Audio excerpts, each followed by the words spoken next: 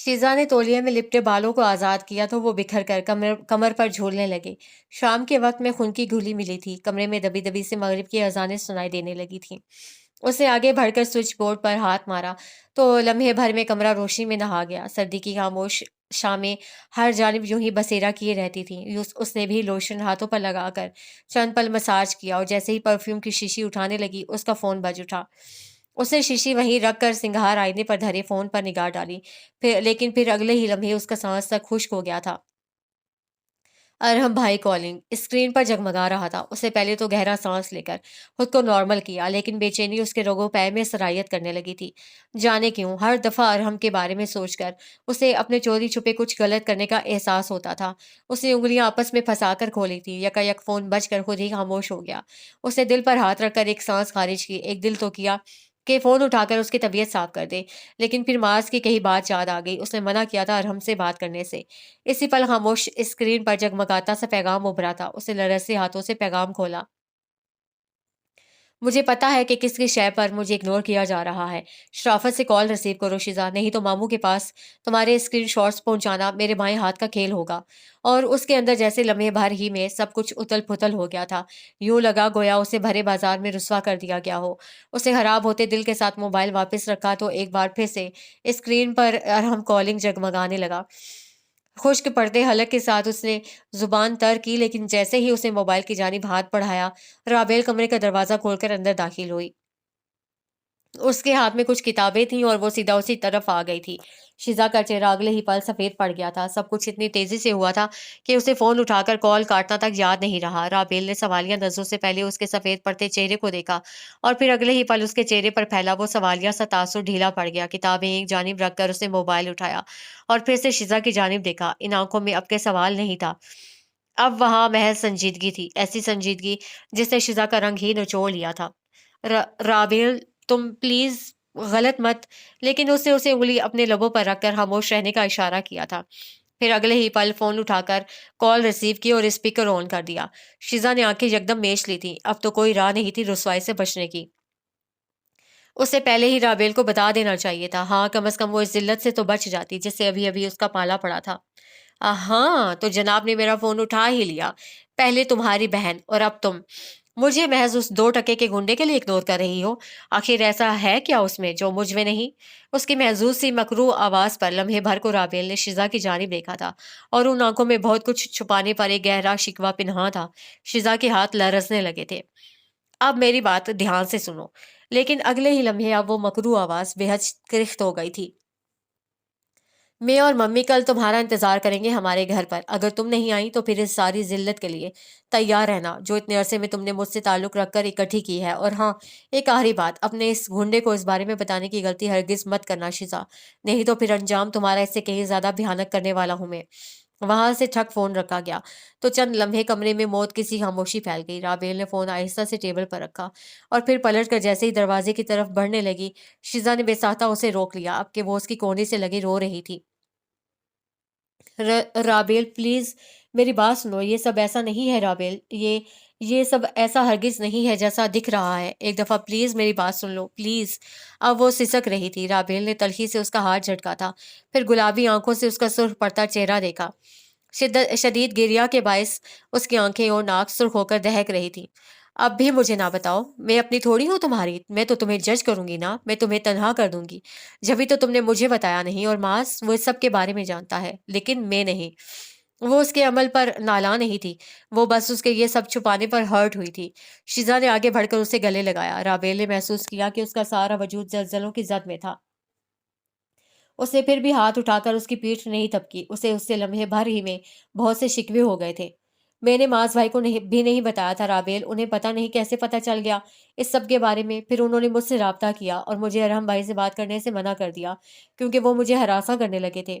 میں نے بہت کوشش کی تھی کہ میں تمہیں بتا سکوں، لیکن تم معاذ بھائی کی وجہ سے بہت پریشان تھی، اسی لیے میں تمہیں کچھ بھی نہ بتا پائی۔ رابیل پلیز مجھ سے ناراض مت ہو۔ وہ اسے لپٹی روتی جا رہی تھی اور بولتی جا رہی تھی۔ کئی دنوں کا بوجھ اب آنکھوں کے راستے باہر نکل کر قطروں کی صورت گر رہا تھا۔ اس نے دونوں ہاتھ اٹھا کر اسے خود سے الگ کیا۔ شیزا کے بھیگے سے سرخ چہرے پر اسے بے اختیار ہی ترس آیا تھا۔ تم کب سے بات کر رہی ہو ارحم بھائی سے؟ جب جب سے تمہاری بات ارحم بھائی سے ختم ہوئی تھی تب سے میں تمہارے لیے ہی بات کر رہی ہوں کہ کچھ بات بن جائے، لیکن وہ مجھے ہی ہراساں کرنے لگ گئے۔ اب مجھے نہیں سمجھ آ رہا کہ وہ میرا پیچھا کیوں نہیں چھوڑ رہے، مجھے بہت ڈر لگ رہا ہے۔ اگر انہوں نے بابا کو یہ سب بتا دیا تو کیا ہوگا رابیل، میں تو بابا کی نظروں میں گر جاؤں گی۔ وہ کہہ کر ایک بار پھر سے رونے لگی تھی۔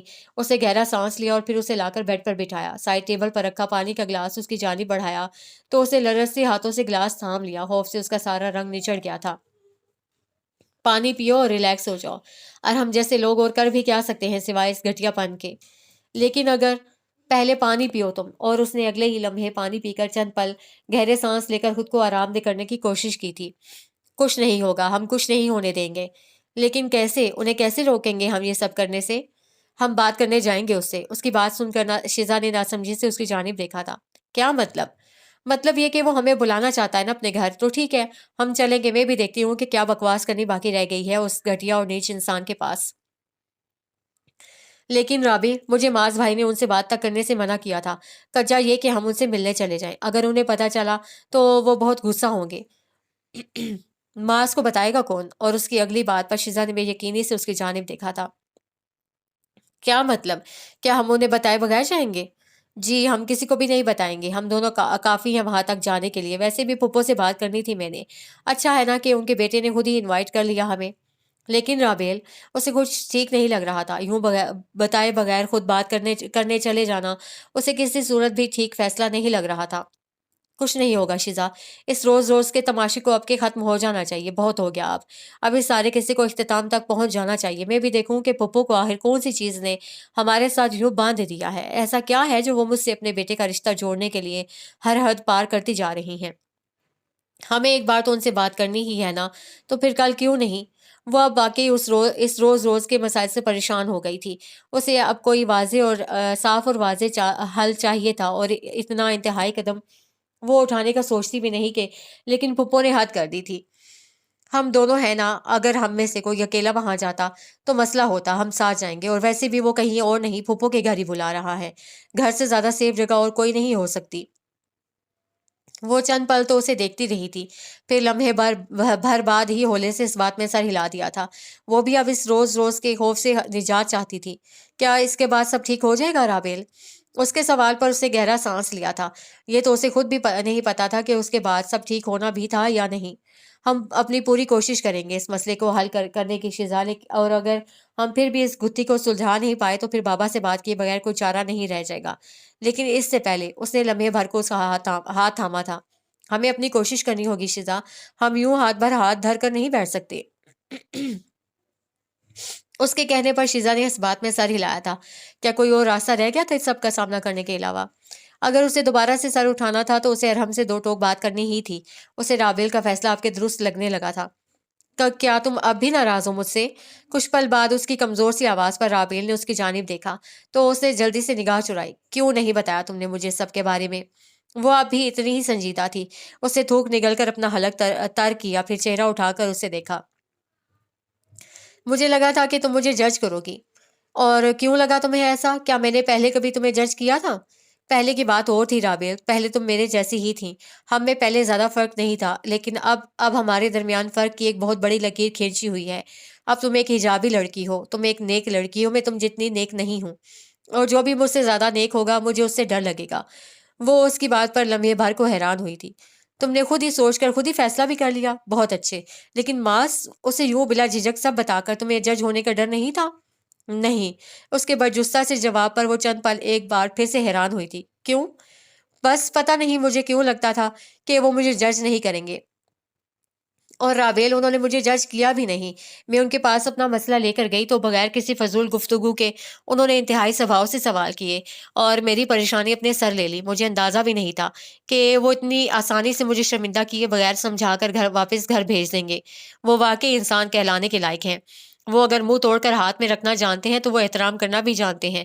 وہ بیک وقت سیاہ و سفید ہیں، وہ عام مردوں جیسے نہیں ہے رابی، وہ الگ ہیں، وہ سب سے الگ ہیں۔ اس نے برجستگی سے کہا تو رابیل اداسی سے پل بھر کو مسکرا کر رہ گئی۔ فرشتے پر شیطان چننے والا بھی بھلا کبھی کسی جیسا ہو سکتا ہے؟ وہ الگ ہے، ہاں مجھے پتا ہے کہ وہ سب جیسا نہیں ہے۔ اس نے ہولے سے کہہ کر شیزا کو دیکھا تھا۔ لوگوں کو لگتا ہے کہ وہ عجیب ہیں، لیکن رابیل وہ عجیب نہیں ہیں، وہ بس مختلف ہیں، ان کے حالات کے ساتھ معاملہ مختلف ہے۔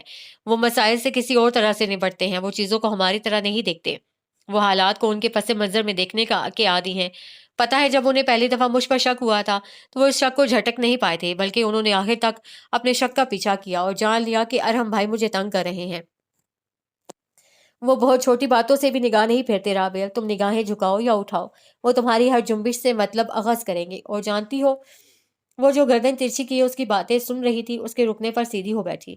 وہ اس سب کے ساتھ بہت خطرناک ہے، میری، تمہاری اور ہم سب کی سوچ سے بھی زیادہ۔ تم اتنا سب کیسے جان گئی اس کے بارے میں؟ پتہ نہیں، میں نے جتنا ان کے بارے میں سوچا اور جتنا انہیں سمجھنے کی کوشش کی، اس سب میں یہ باتیں واضح تھیں، کوئی بھی سمجھ سکتا ہے یہ باتیں، لیکن صرف یہی باتیں۔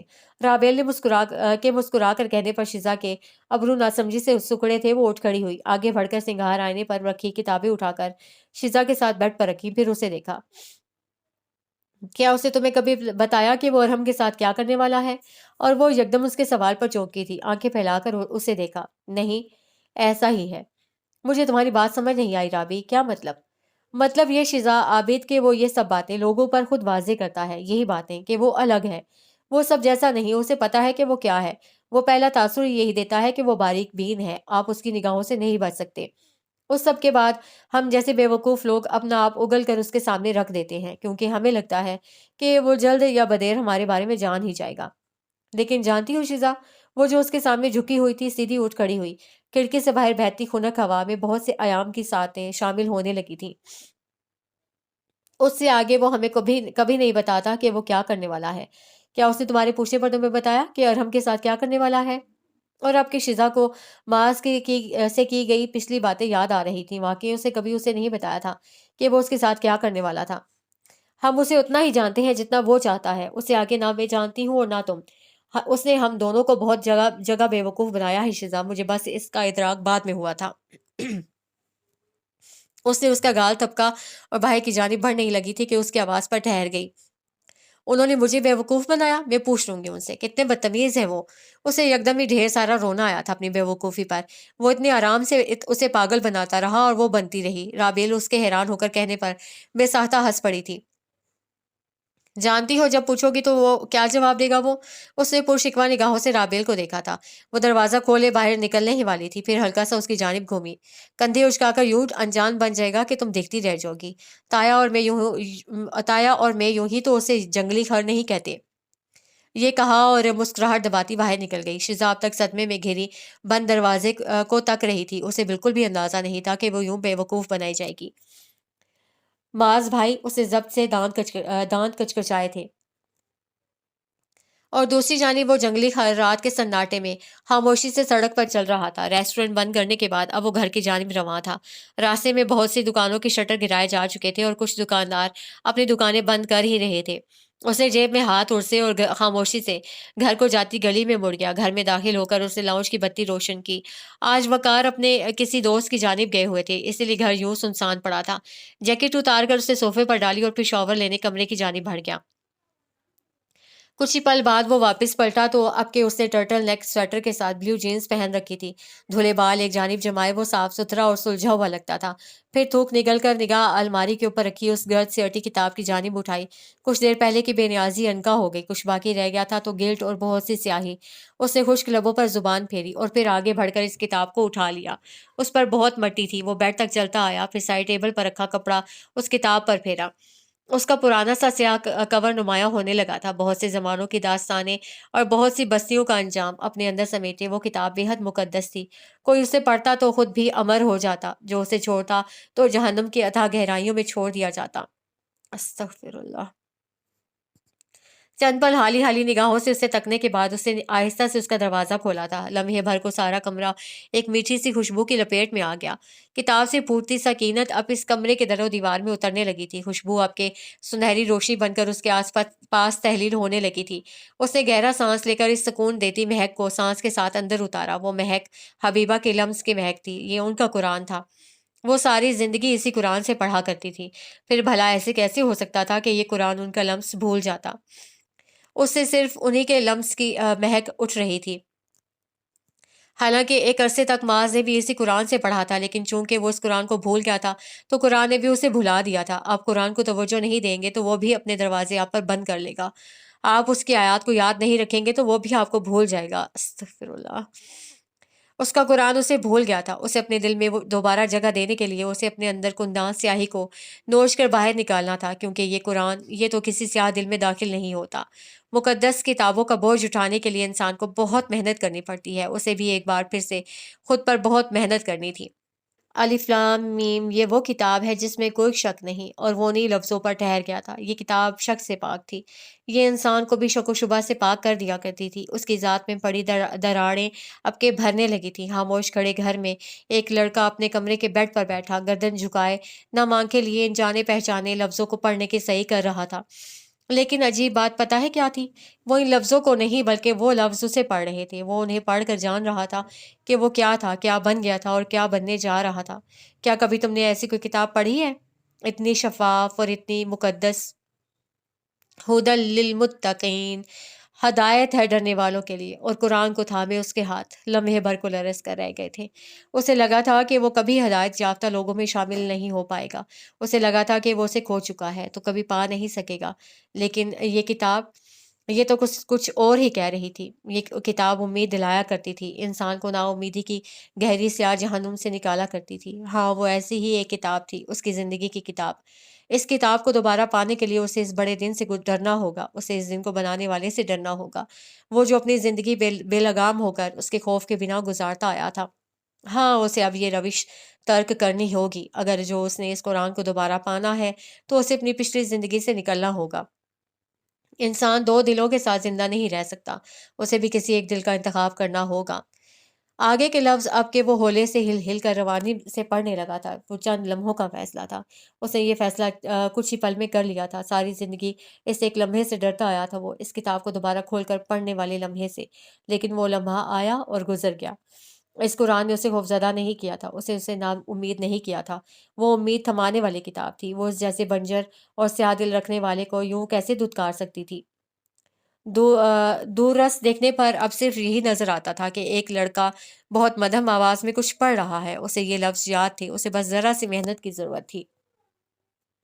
وہ اس تھوڑی سی محنت کے بعد یقیناً پھر سے اس معاذ کو پانے والا تھا جسے وہ 13 سال پہلے کھو چکا تھا، کیونکہ انسان اللہ کو بھول جاتا ہے لیکن اللہ جانتا ہے کہ اس نے پلٹ کر اسی کی طرف آنا ہے۔ وہ بھی اب اللہ کی جانب پلٹ رہا تھا، اپنا سیاہ اور بنجر دل لیے، کیونکہ وہ جانتا تھا کہ یہ دنیا انسان کو اس کی سیاہی پر رسوا کیا کرتی تھی، لیکن اللہ اسی سیاہی کے ساتھ انسان کو قبول کر کے سکون دینے والا تھا۔ وہ عشاء کی نماز پڑھ کر فارغ ہوئی تو دیکھا کہ عابد اور رامین اس کے کمرے میں داخل ہو رہے ہیں۔ وہ حیرت سے جائے نماز سے اٹھ آئی۔ کیا ہوا بابا، ماں، سب ٹھیک ہے نا؟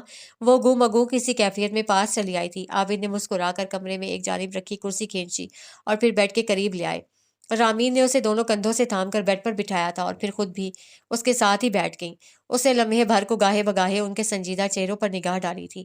ایک پل کے لیے اس کا دل بھی ڈاواں ڈول ہوا تھا، اور اگر جو ارحم نے کوئی گھٹیا پن رابیل، لیکن عابد کی بات نے اس کی سوچوں کو توڑ دیا تھا۔ وہ مکمل طور پر ان کی جانب متوجہ تھی۔ جی بابا، خیریت ہے نا؟ سب کیا ہوا ہے؟ آپ لوگ ایسے کیوں بیہیو کر رہے ہیں؟ تایا تو ٹھیک ہے نا؟ تایا کی لاڈلی، تایا ٹھیک ہے تمہارے بالکل۔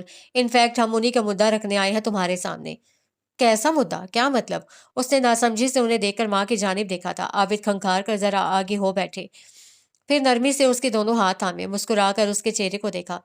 وقار بھائی جان، وہ چاہتے ہیں کہ تمہاری شادی ماں سے ہو جائے۔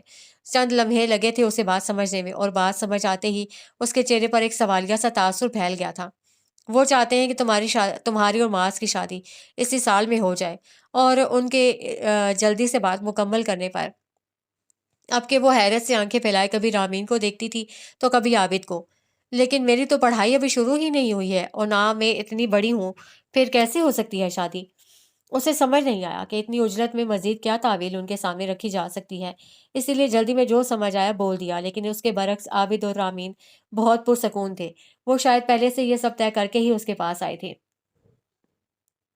ہم نے بھی تمہارے تایا سے یہی کہا تھا کہ وہ ابھی چھوٹی ہے اور اس کی پڑھائی بھی مکمل نہیں ہے۔ پھر جانتی ہو انہوں نے کیا کہا؟ انہوں نے کہا کہ یہ بھی اس کا اپنا ہی گھر ہے، وہ جیسے وہاں رہتی ہے ویسے ہی یہاں بھی رہے گی۔ ساتھ ساتھ وہ یہ بھی کہہ رہے تھے کہ بھلے ہی اسے گھر کا کام نہ آتا ہو، انہیں کون سا ہر وقت اسے روٹیاں پکوانی ہیں، وہ تمہیں اس گھر میں بالکل ویسے ہی رکھیں گے بچے جیسے تم اس گھر میں رہتی ہو، وہاں بھی زندگی ایسی ہی ہوگی جیسی یہاں ہے۔ ہاں، فرق صرف اتنا ہوگا کہ وہاں تمہارا ایک شوہر ہوگا جس کا تمہیں خیال ہرگز نہیں رکھنا، کیونکہ تمہیں تو خود کا ہی خیال رکھنا نہیں آتا، اس کا کیا رکھو گی؟ تو انہوں نے اپنے مضبوط ہاتھوں میں قید اس کے نرم اور بچوں جیسے ملائم ہاتھ دبائے تھے، پھر نرم گرم سی مسکان کے ساتھ اس کا چہرہ دیکھا۔ اب بتاؤ کہ کیا فیصلہ ہے تمہارا؟ لیکن اس کے پاس تو جیسے کوئی جواب ہی باقی نہ رہا تھا۔ تایا نے تو یوں سارے مسئلے حل کر دیے تھے گویا سسرال کوئی ایشو ہی نہ ہو، وہ جیسے چاہے گی رہ سکے گی۔ لیکن کیا وہ واقعی رہ سکے گی؟ کیا وہ اس سب کے لیے ذہنی طور پر تیار تھی؟ اس کی خاموشی پر عابد پیچھے ہو بیٹھے تھے۔ شاید انہیں اندازہ تھا کہ اس کے لیے فیصلہ کرنا آسان نہیں تھا۔ بابا، آپ کو نہیں لگتا میں ابھی چھوٹی ہوں اس سب کے لیے؟ ٹھیک ہے، تایا کہہ رہے ہیں کہ مجھے گھرداری یا پھر بڑے بڑے کام کرنے کی ضرورت نہیں، لیکن بابا بات صرف ان کے منع کر دینے سے تو نہیں بنے گی نا۔ دوسرے گھر جانے کا مطلب ہوتا ہے ذمہ داری، اور مجھے لگتا ہے کہ میں ابھی اتنی ذمہ دار نہیں ہوں۔ اس کے جواب پر چند پل عابد خاموشی سے اسے دیکھتے رہے تھے، پھر سیدھے ہو بیٹھے۔ جب تمہاری ماں شادی ہو کر یہاں آئی تھی نا تو ان کی عمر 20 سال تھی، وہ بھی مزاج میں بالکل تمہارے جیسے تھیں۔ ان میں ذمہ داری کی کمی تھی، لیکن رابر ان میں خیال رکھنے اور محبت کرنے کی کمی نہیں تھی۔ پھر آج تم خود دیکھ لو کہ کیسے تمہاری ماں یہ سب سنبھالتی ہیں۔ بچے، بات محبت، خلوص اور اپنائیت کی ہوتی ہے۔ ضروری نہیں کہ آپ ذمہ دار نہیں ہو تو کبھی ذمہ دار بن ہی نہیں سکتے۔ جب تم وہاں جاؤ گی تب تمہیں اندازہ ہوگا کہ تم نے خود کو کیسے ڈھالنا ہے، تمہیں وہ گھر کیسے آباد کرنا ہے۔ شروع میں کچھ بھی ٹھیک نہیں ہوگا، کیونکہ ہر نیا کام مشکل ہوتا ہے، لیکن پھر جیسے جیسے تم اس گھر کی عادی ہو جاؤ گی تو سب کام اپنی جگہ بنفس نفیس خود بنا لیں گے۔ سمپل۔ ان کے سبھاؤ سے سمجھانے پر اسے سر جھکایا تو رامین نے اس کا کندھا ہلکے سے دبایا، اسے سر اٹھا کر ان کی جانب دیکھا تھا۔ انہوں نے مسکرا کر اس کی ٹھوڑی پر اپنی انگلی رکھی۔ یہ سب باتیں ثانوی ہے رابیل، اصل بات یہ ہے کہ تمہارے تایا بہت اکیلے ہو گئے ہیں۔ انہوں نے ایک لمبا عرصہ تنہائی میں کاٹا ہے، اور اب مزید وہ اس تنہائی کے خوفناک بوجھ کو اپنے ناتواں کندھوں پر نہیں اٹھا سکتے۔ وہ اب تھک گئے ہیں، تھک چکے ہیں۔ آج ان کی آنکھوں میں برسوں کی پنہاں تھکن دیکھ کر آئے ہیں ہم دونوں، اور ہم بھی تمہاری شادی کا ایسے فیصلہ نہ کرتے، لیکن بھائی صاحب کی وجہ سے ہم مجبور ہو گئے ہیں۔ انہوں نے اتنے مان سے تمہیں مانگا تھا کہ ہمارے لیے انکار کرنا ہی انکاری ہو گیا۔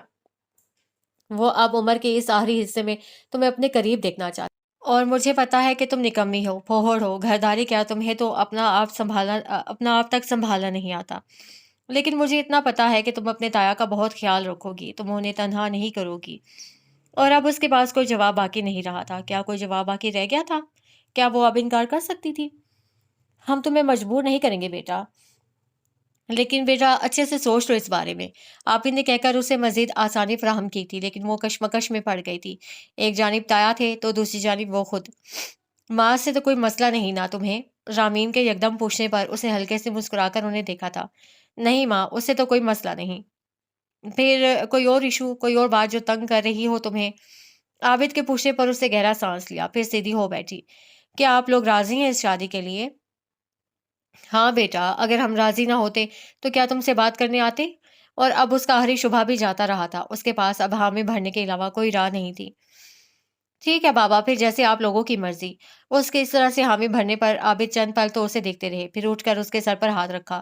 ہمیں ابھی بھی کوئی جلدی نہیں، اچھے سے سوچ کر جواب دے دو۔ اگر کوئی مسئلہ ہوگا تو اسے دیکھ لیں گے۔ مجھے اور کوئی مسئلہ نہیں بابا، بس اپنی پڑھائی اور غیر ذمہ داری کا مسئلہ تھا جو آپ لوگ آسانی سے حل کر چکے ہیں۔ مزید اگر کوئی بات ہوئی تو میں ضرور آپ لوگوں کو آگاہ کر دوں گی۔ اس نے سنجیدگی سے کہا تو رامین نے بھی جھک کر اس کی پیشانی پر پیار کیا، اور عابد کے ساتھ ہی کمرے سے باہر نکل گئی۔ اب وہ اپنے کہف میں ایک بار پھر سے تنہا رہ گئی تھی۔ گہرا سانس لے کر جائے نماز تک دوبارہ آئی، لیکن بجتے فون نے اسے اپنی جانب متوجہ کر لیا تھا۔ بیڈ پر رکھا فون اٹھا کر اسے دیکھا تو لبوں پر خواہ ہی مسکراہٹ بکھر گئی۔ لب دبا کر بیڈ پر بیٹھتے اس نے فون کان سے لگایا تھا۔ کیسی ہو؟ وہ خاموشی سے چھت کی چھوٹی دیوار کے ساتھ لگا کھڑا تھا۔ ٹیرس پر رات کے اس وقت خاصا گہرا اندھیرا تھا، لیکن آسمان سے گرتی چاندنی نے درمیانی اندھیرے کو نور سے بھر دیا تھا۔ السلام علیکم، میں ٹھیک ہوں، تم کیسے ہو؟ میں بھی ٹھیک۔ اس سے کزن اس کے سلام کو نظر انداز کیا تو رابعہ نے منہ بنا کر فون کی جانب دیکھا۔ خیر، میرے میاں کی طرح۔ کیوں کیا ہے فون؟ اس کا لہجہ یکلخت ہی روٹھا روٹھا سا ہو گیا تھا۔ دوسری جانب اس نے اپنی چھوٹی انگلی سے کھجائی، پھر یوں ہی گردن پھیر کر چھت سے نیچے دیکھنے لگا۔ یاد آ رہی تھی تمہیں نہیں لگتا کہ تم کچھ زیادہ ہی ایکسپریسو ہوتے جا رہے ہو؟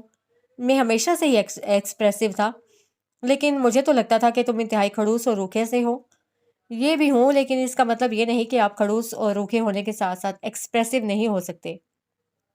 باتیں کروا لو بس، کام بھی کروا سکتی ہو تم۔ جی بالکل، کسی کا دان توڑنا ہو یا کسی کی ہڈی پسلی ایک کرنی ہو، ایسے ہی کاموں میں مہارت رکھتے ہو نا تم۔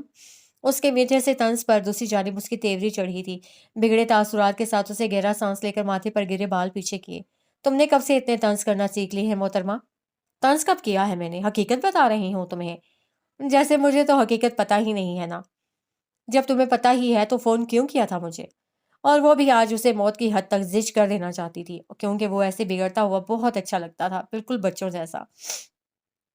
میں ایک شریف انسان بننے کی کوشش کر رہا ہوں، لیکن مجال ہے جو مجھے میرے آس پاس کے لوگ شریف بننے کی مہلت دے دیں۔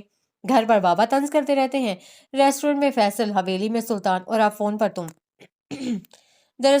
دراصل کوئی چاہتا ہی نہیں ہے کہ میں ایک شریف النفس اور اچھا انسان بن جاؤں۔ تم شریف النفس اور اچھے انسان، توبہ توبہ کرو، یہ الفاظ کچھ جچ نہیں رہے تمہارے ساتھ۔ اچھا تو پھر کون سے الفاظ جچتے ہیں میرے ساتھ، بتانا پسند کریں گی آپ؟ اور رابیل نے لبوں پر ابھرتی ہنسی وہیں روک لی تھی۔ یقیناً اس نے ضبط سے دان جما کر اس سے استفسار کیا تھا، وہ بس اس کی شکل ایک بار دیکھنا چاہتی تھی۔ گنڈے، بھائی لوگ، جھانپڑ، سڑک چاپ، بدتمیز، بد لحاظ، بے مروت، سرد، اور آخر میں جنگلی خر، مزے سے کہہ کر اس نے لب دبائے تھے۔ دوسری جانب معاذ نے گہرا سانس لیا۔ سدھر جاؤ۔ سدھرنے کی ضرورت تمہیں ہے، مجھے نہیں۔ میں تو آلریڈی ایک بہت پیاری اور معصوم سی لڑکی ہوں۔ خوش فہمیاں تو دیکھو محترمہ کی۔ کیا معصوم نہیں ہوں؟ اب مقدمہ مت، تم نے خود ہی سلوا سے کہا تھا کہ وہ لڑکی بہت معصوم ہے، چھوٹی چھوٹی باتوں پر رو جاتی ہے۔ غلطی ہو گئی تھی مجھ سے بہت بڑی، مجھے کہنا چاہیے تھا کہ وہ لڑکی بالکل بھی معصوم نہیں ہے، چھوٹی چھوٹی سی باتوں پر لوگوں کو زج کر کے رلا دیتی ہے۔ اور اس کی بات پر اس نے برا سا منہ بنا کر فون کو کان سے ہٹاتے ہوئے گھورا تھا۔ اس کی یہ مجال؟ میں رکھ رہی ہوں فون۔ اور وہ دوسری جانب بے ساہتا گردن جھکا کر ہنس دیا تھا، پھر لب دبا کر امڑتی مسکراہٹ سمیٹی، ایک ہاتھ چھوٹی دیوار پر رکھ کر ہلکا سا جھکا۔ بس اتنی سی بات پر غصہ آ گیا؟ مجھے کیوں آنے لگا غصہ؟ تم لگتے ہی کیا ہو میرے؟ آخری اطلاعات کے مطابق ایک عدد شوہر لگتا ہوں تمہارا۔ اور اب اس کی بے حد محظوظ سی آواز پر رابیل کا دل جل ہی گیا تھا۔ وہ لفظوں کے ساتھ اچھا تھا، اسے طنز کرنا آتا تھا، اسے دانت پیسے تھے۔ بس شوہر ہی تو لگتے ہو۔ بس شوہر؟ خدایا بس شوہر؟ اور اب کہ وہ حقیقتاً اس کے جوابی وار پر حیران ہوا تھا، وہ اسے بس شوہر لگتا تھا، بس شوہر۔ اپنی امی سے جا کر پوچھو کہ اس بس شوہر کا کیا مطلب ہوتا ہے، بہت اچھے سے سمجھائیں گی وہ تمہیں۔ تم نے مجھ سے لڑنے کے لیے فون کیا ہے؟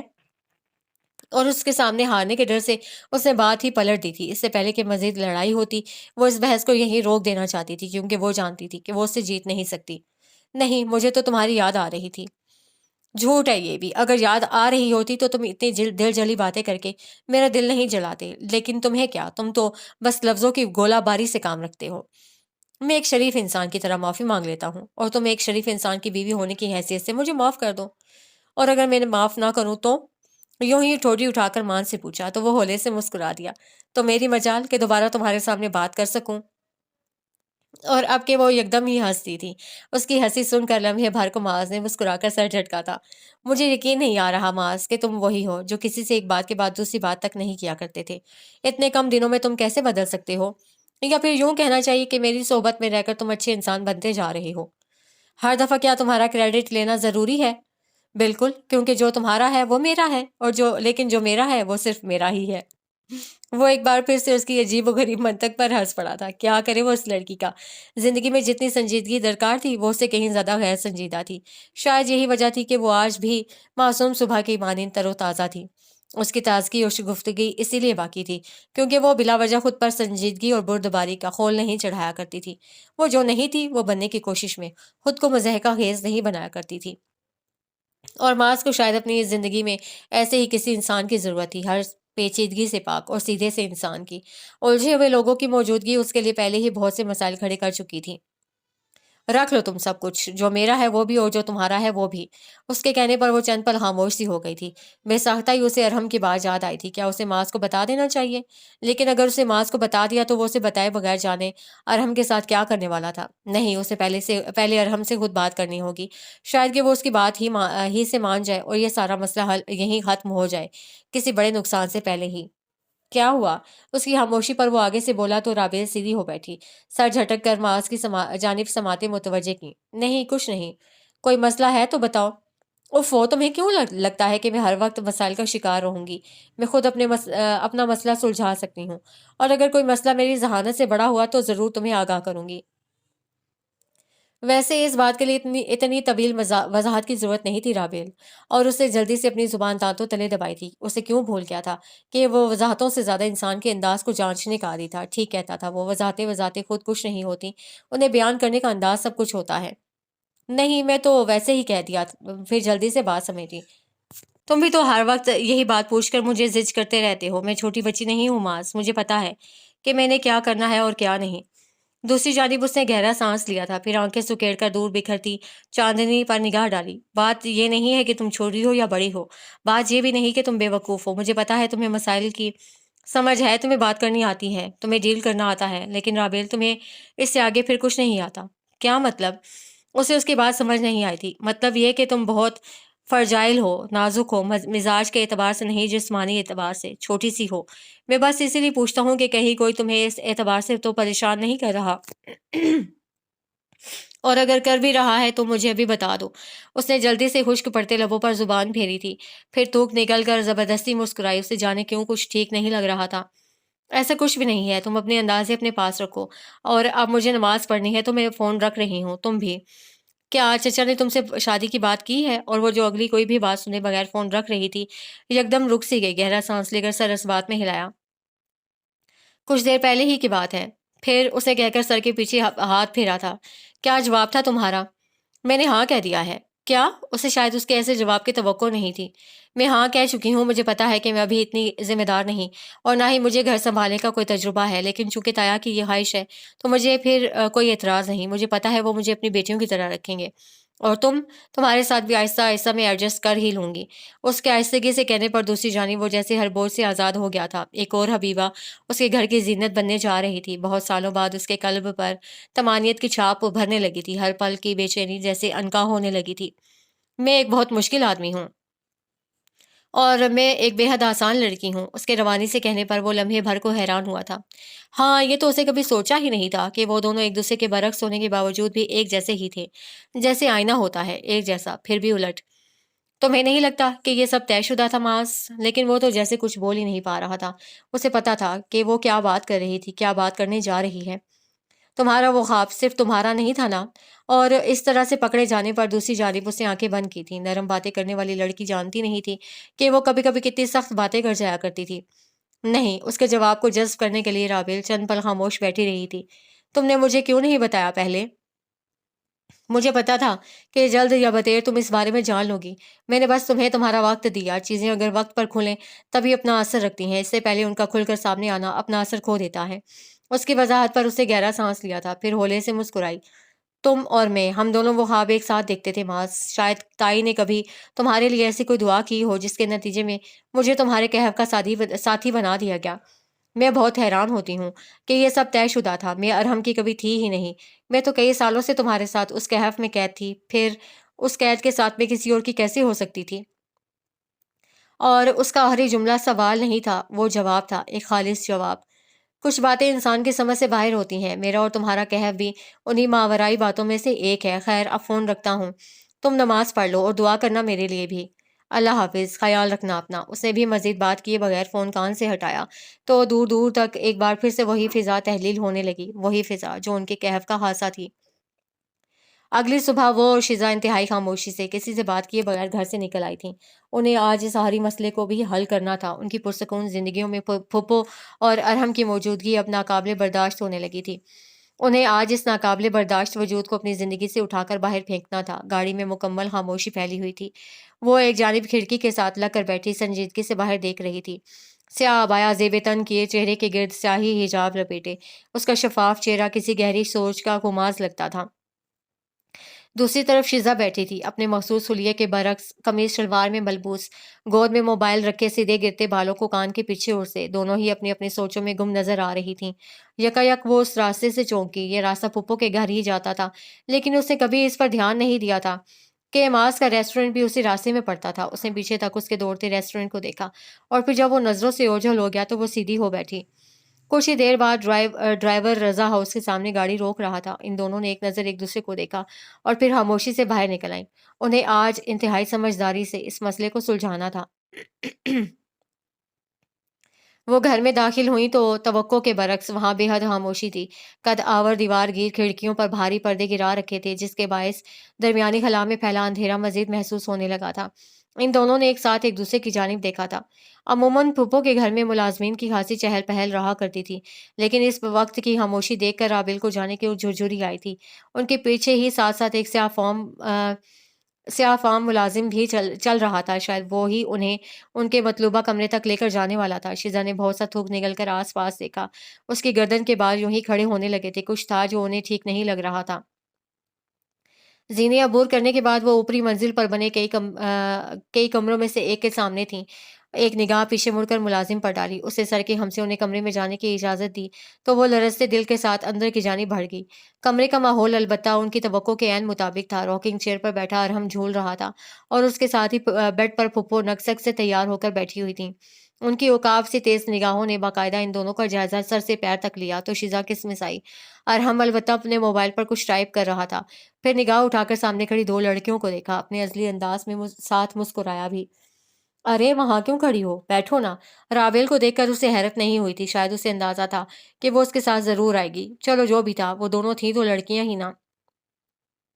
وہ دونوں عین سامنے رکھے صوفوں پر جا کر بیٹھیں تو سائمہ نے ٹانگ پر ٹانگ چڑھائی، چپتی ہوئی نگاہوں سے رابل کو دیکھا۔ تمہاری ایک ضد کی وجہ سے بہت نقصان اٹھایا ہے میرے بیٹے اور میں نے، لیکن تمہارے چہرے پر تو ذرا ملال نہیں۔ ان کی اندر تک اترتی نگاہیں اور سنسناتا جملہ، لمحے کے 1000ویں حصے میں رابل کو اندازہ ہوا تھا کہ ان سے بہت بڑی غلطی سرزد ہو چکی ہے۔ یہاں آنا اور کسی کو بھی اس بارے میں آگاہ نہ کرنا ایک بھاری غلطی تھی، لیکن پھر بھی اسے سپاٹ نگاہیں پھپھو کے چہرے پر گاڑی تھی۔ ضد کا شکار پہلے کون ہوا تھا، یہ آپ بھی جانتی ہیں اور میں بھی۔ بڑوں کی غلطیوں کو بار بار دہرانا بے ادبی تصور کیا جاتا ہے لڑکی۔ میرے خیال سے کسی نے تمہیں بنیادی اخلاق بھی نہیں سکھائے۔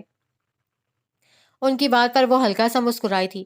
بڑوں کی غلطیوں کا خمیازہ نسلیں تک بھگتتی ہیں پھپھو۔ میرے خیال سے کسی نے آپ کو قدرت کے بنیادی اصول کے بارے میں کبھی نہیں بتایا۔ نرم زبان سخت جملے بھی جب نرمی سے ادا کرنے لگے تو گھاؤ کہیں زیادہ گہرا لگتا ہے۔ اس نے بھی نرم زبان سے سخت وار کیا تھا۔ ان کے چہرے کا رنگ لمحے میں متغیر ہوا تھا۔ میرے گھر کی چھت تلے مجھ سے زبان مت چلانا لڑکی، یہ تمہارے باپ کا گھر نہیں ہے جہاں تم اپنی منمانی کرتی پھرو گی، یہ میرا گھر ہے، اور میرے محل میں کسی کو بھی اتنی اجازت نہیں، سمجھی تم؟ آپ مجھے مت اکسائیں، پھر مجھے بھی کوئی شوق نہیں لفظوں سے زخم دینے کا۔ کمرے کی فضا ہر گزرتے پل تناؤ کا شکار ہونے لگی تھی، اور ہم نے دونوں کو ایک نظر دیکھا اور پھر مسکرایا۔ یہ آپ دونوں کون سی باتیں لے کر بیٹھ گئی ہیں؟ جانتی ہیں نا ممی کہ ہم نے انہیں یہاں کیوں بلوایا ہے؟ ساتھ اس نے دانت پیس کر تنبیہی نگاہوں سے سائمہ کو بھی گھورا تھا۔ اسی لیے ہم کام کی بات پر آتے ہیں، اب نو جھگڑا نو لڑائی۔ پھر جلدی سے مسکرا کر بات مکمل کی، لیکن رابل نہ تو اس کے انداز سے متاثر ہوئی تھی اور نہ ہی اسے ارحم کی کسی بھی بکواس میں دلچسپی تھی۔ میری بہن کا پیچھا چھوڑ دو ارحم، اور مہربانی کرو ہماری زندگیوں سے نکل جاؤ۔ مجھے نہیں پتا کہ تمہیں کیا چاہیے، لیکن خدا را اپنے مقصد کے لیے اتنا مت گرو کہ اٹھنا محال ہو جائے تمہارے لیے۔ اس کی بات سن کر وہ یکدم ہنس پڑا تھا، پھر چہرہ اٹھا کر کھردری نگاہوں سے شیزا کی جانب دیکھا۔ مجھے شیزا سے شادی کرنی ہے۔ اس کی اگلی بات پر جہاں رابیل کی آنکھیں حیرت و ناسمجھی سے پھیلیں، وہیں شیزا بدک کر اٹھ کھڑی ہوئی تھی۔ سائمہ کی مذاق اڑاتی مسکراہٹ کا مطلب رابیل کو اب اچھے سے سمجھ آ رہا تھا۔ کیا بکواس ہے یہ؟ میں آپ سے ہرگز شادی نہیں کروں گی۔ شادی تو کرنی پڑے گی نا، نہیں تو پھر میری ڈوبتی کمپنی کو کون سہارا دے گا؟ تمہارے باپ کے پاس اتنا پیسہ ہے، کیا قبر میں لے کر جائیں گے وہ اس پیسے کو؟ ڈوبتی کمپنی؟ اس نے ناسمجھی سے دہرایا تو اب کے سائمہ کا مکروہ سا کہکا گونجا۔ تمہیں کیا لگتا ہے کہ ہم ہر بار تمہارے لیے آتے تھے؟ کیا واقعی؟ ویسے اتنی بے وقوف تم لگتی تو نہیں ہو لڑکی۔ وہ آگے کو ہو کر بیٹھی تو اس کی سماعتیں سائیں سائیں کرنے لگیں۔ ہمیں تمہارے باپ سے حصہ چاہیے تھا، اس کی جائیداد کا حصہ، جو کہ تمہاری ہر دھرمی کی وجہ سے ہمارے ہاتھوں نکل چکا تھا۔ لیکن پھر وہ کیا ہے نا کہ گدھ اپنا رزق یوں ہی نہیں چھوڑ دیا کرتے، وہ آخر تک مردار کو نوچ نوچ کر کھاتے ہیں، تب تک جب تک ان کی بھوک نہیں مٹ جاتی۔ اسی لیے ارحم کی شادی اب شیزا سے ہوگی، اور تم خود बल्कि पूरा खानदान ही इसकी शादी अरहम से करवाने के हक में होगा। वो बेसाख्ता उठ खड़ी हुई थी। शिजा धीरे से उसके पीछे हुई थी। पुप्पो की बातों का मतलब बहुत भयानक था। उनके जिस्मों पर कीड़ियां रेंगने लगी थीं। आप तो इंसान होने की हर हद से गिर चुकी हैं पुप्पो। आप तो जानवर कहलाने के भी लायक नहीं हैं। ऐसा ही है। मैं हर दर्जे से गिर चुकी हूँ और इस सब के बाद मुझे कोई अफसोस नहीं होता। वो उठी और आगे बढ़कर शिजा को बालों से पकड़कर अपने सामने किया। वो बेसाख्ता इस बेदर्दी पर चीखी थी। उसने साइमा की गिरफ्त हाथों को नोच कर शिजा के बालों से हटाना चाहा, तो पीछे से अरहम ने उठकर उसे अपनी जानिब खींचा। वो तवाज़ुन बरकरार ना रख पाई और सीधा साइड पर पड़े टेबल से टकराई। उसे यकलखती चक्कर आया था। शिजाब जोर जोर से चिल्लाकर अपने बाल फूफो की गिरफ्त से निकालने की नाकाम कोशिश करने लगी थी। वो तेजी से उठी तो अरहम ने एक बार फिर से उसका हाथ सख्ती से पकड़कर रोका। उसे पूरी कुवत लगाकर उससे अपना हाथ छुड़वाना चाहा, लेकिन फिर भी कामयाब ना हो सकी। राबी, छोड़े मुझे, छोड़ें, लेकिन वो उसे अपने साथ घसीटती हुई भाई की जानिब ले जा रही थी। छोड़ो मेरा हाथ, घटिया इंसान, मैं कहती हूँ, छोड़ो मुझे। उसने पीछे पलटकर जोरदार चांटा अरहम के मुंह पर मारा तो वो बेसाहता ही पीछे हुआ। शायद वो इस वार के लिए तैयार नहीं था। उसकी गिरफ्त छूटने पर वो तेजी से दरवाजे की जानिब बढ़ी थी, लेकिन वो भी उसी तेजी से आगे बढ़ा। उसका हिजाब खींचा तो वो छोटी सी पिन से बंधे होने के बायस खुलकर कंधों पर फिसलता चला गया। एक लम्हे के लिए सारे कमरे में सन्नाटा छा गया था। जहां वो उसकी हरकत पर साकित हुई थी, वहीं वो भी अपनी हरकत पर रुका था। राबेल के बाल अब कंधों पर लहरा रहे थे। उसने गुलाबी पड़ती जख्मी निगाहों से अरहम का चेहरा देखा। तकलीफ का एक शदीद दौरा उसके सीने में उठा था। कंधों से फिसलते हिजाब को उसने जल्दी से थामकर सर पर डालना चाहा, तो अरहम ने बेदर्दी से दुपट्टा नोच कर दूर फेंका। दुपट्टा खींचने की वजह से उसकी गर्दन तक रगड़ लगी थी। फिर उसने उसे मौका दिए बगैर खुले बालों से जकड़ा और बेड पर धक्का दिया। लम्हों ही में उस पर सारा कमरा घूमने लगा था। या अल्लाह, ये क्या हो रहा था? या अल्लाह, ये क्या होने जा रहा था? तुम नाजुक हो जिस्मानी एतबार से।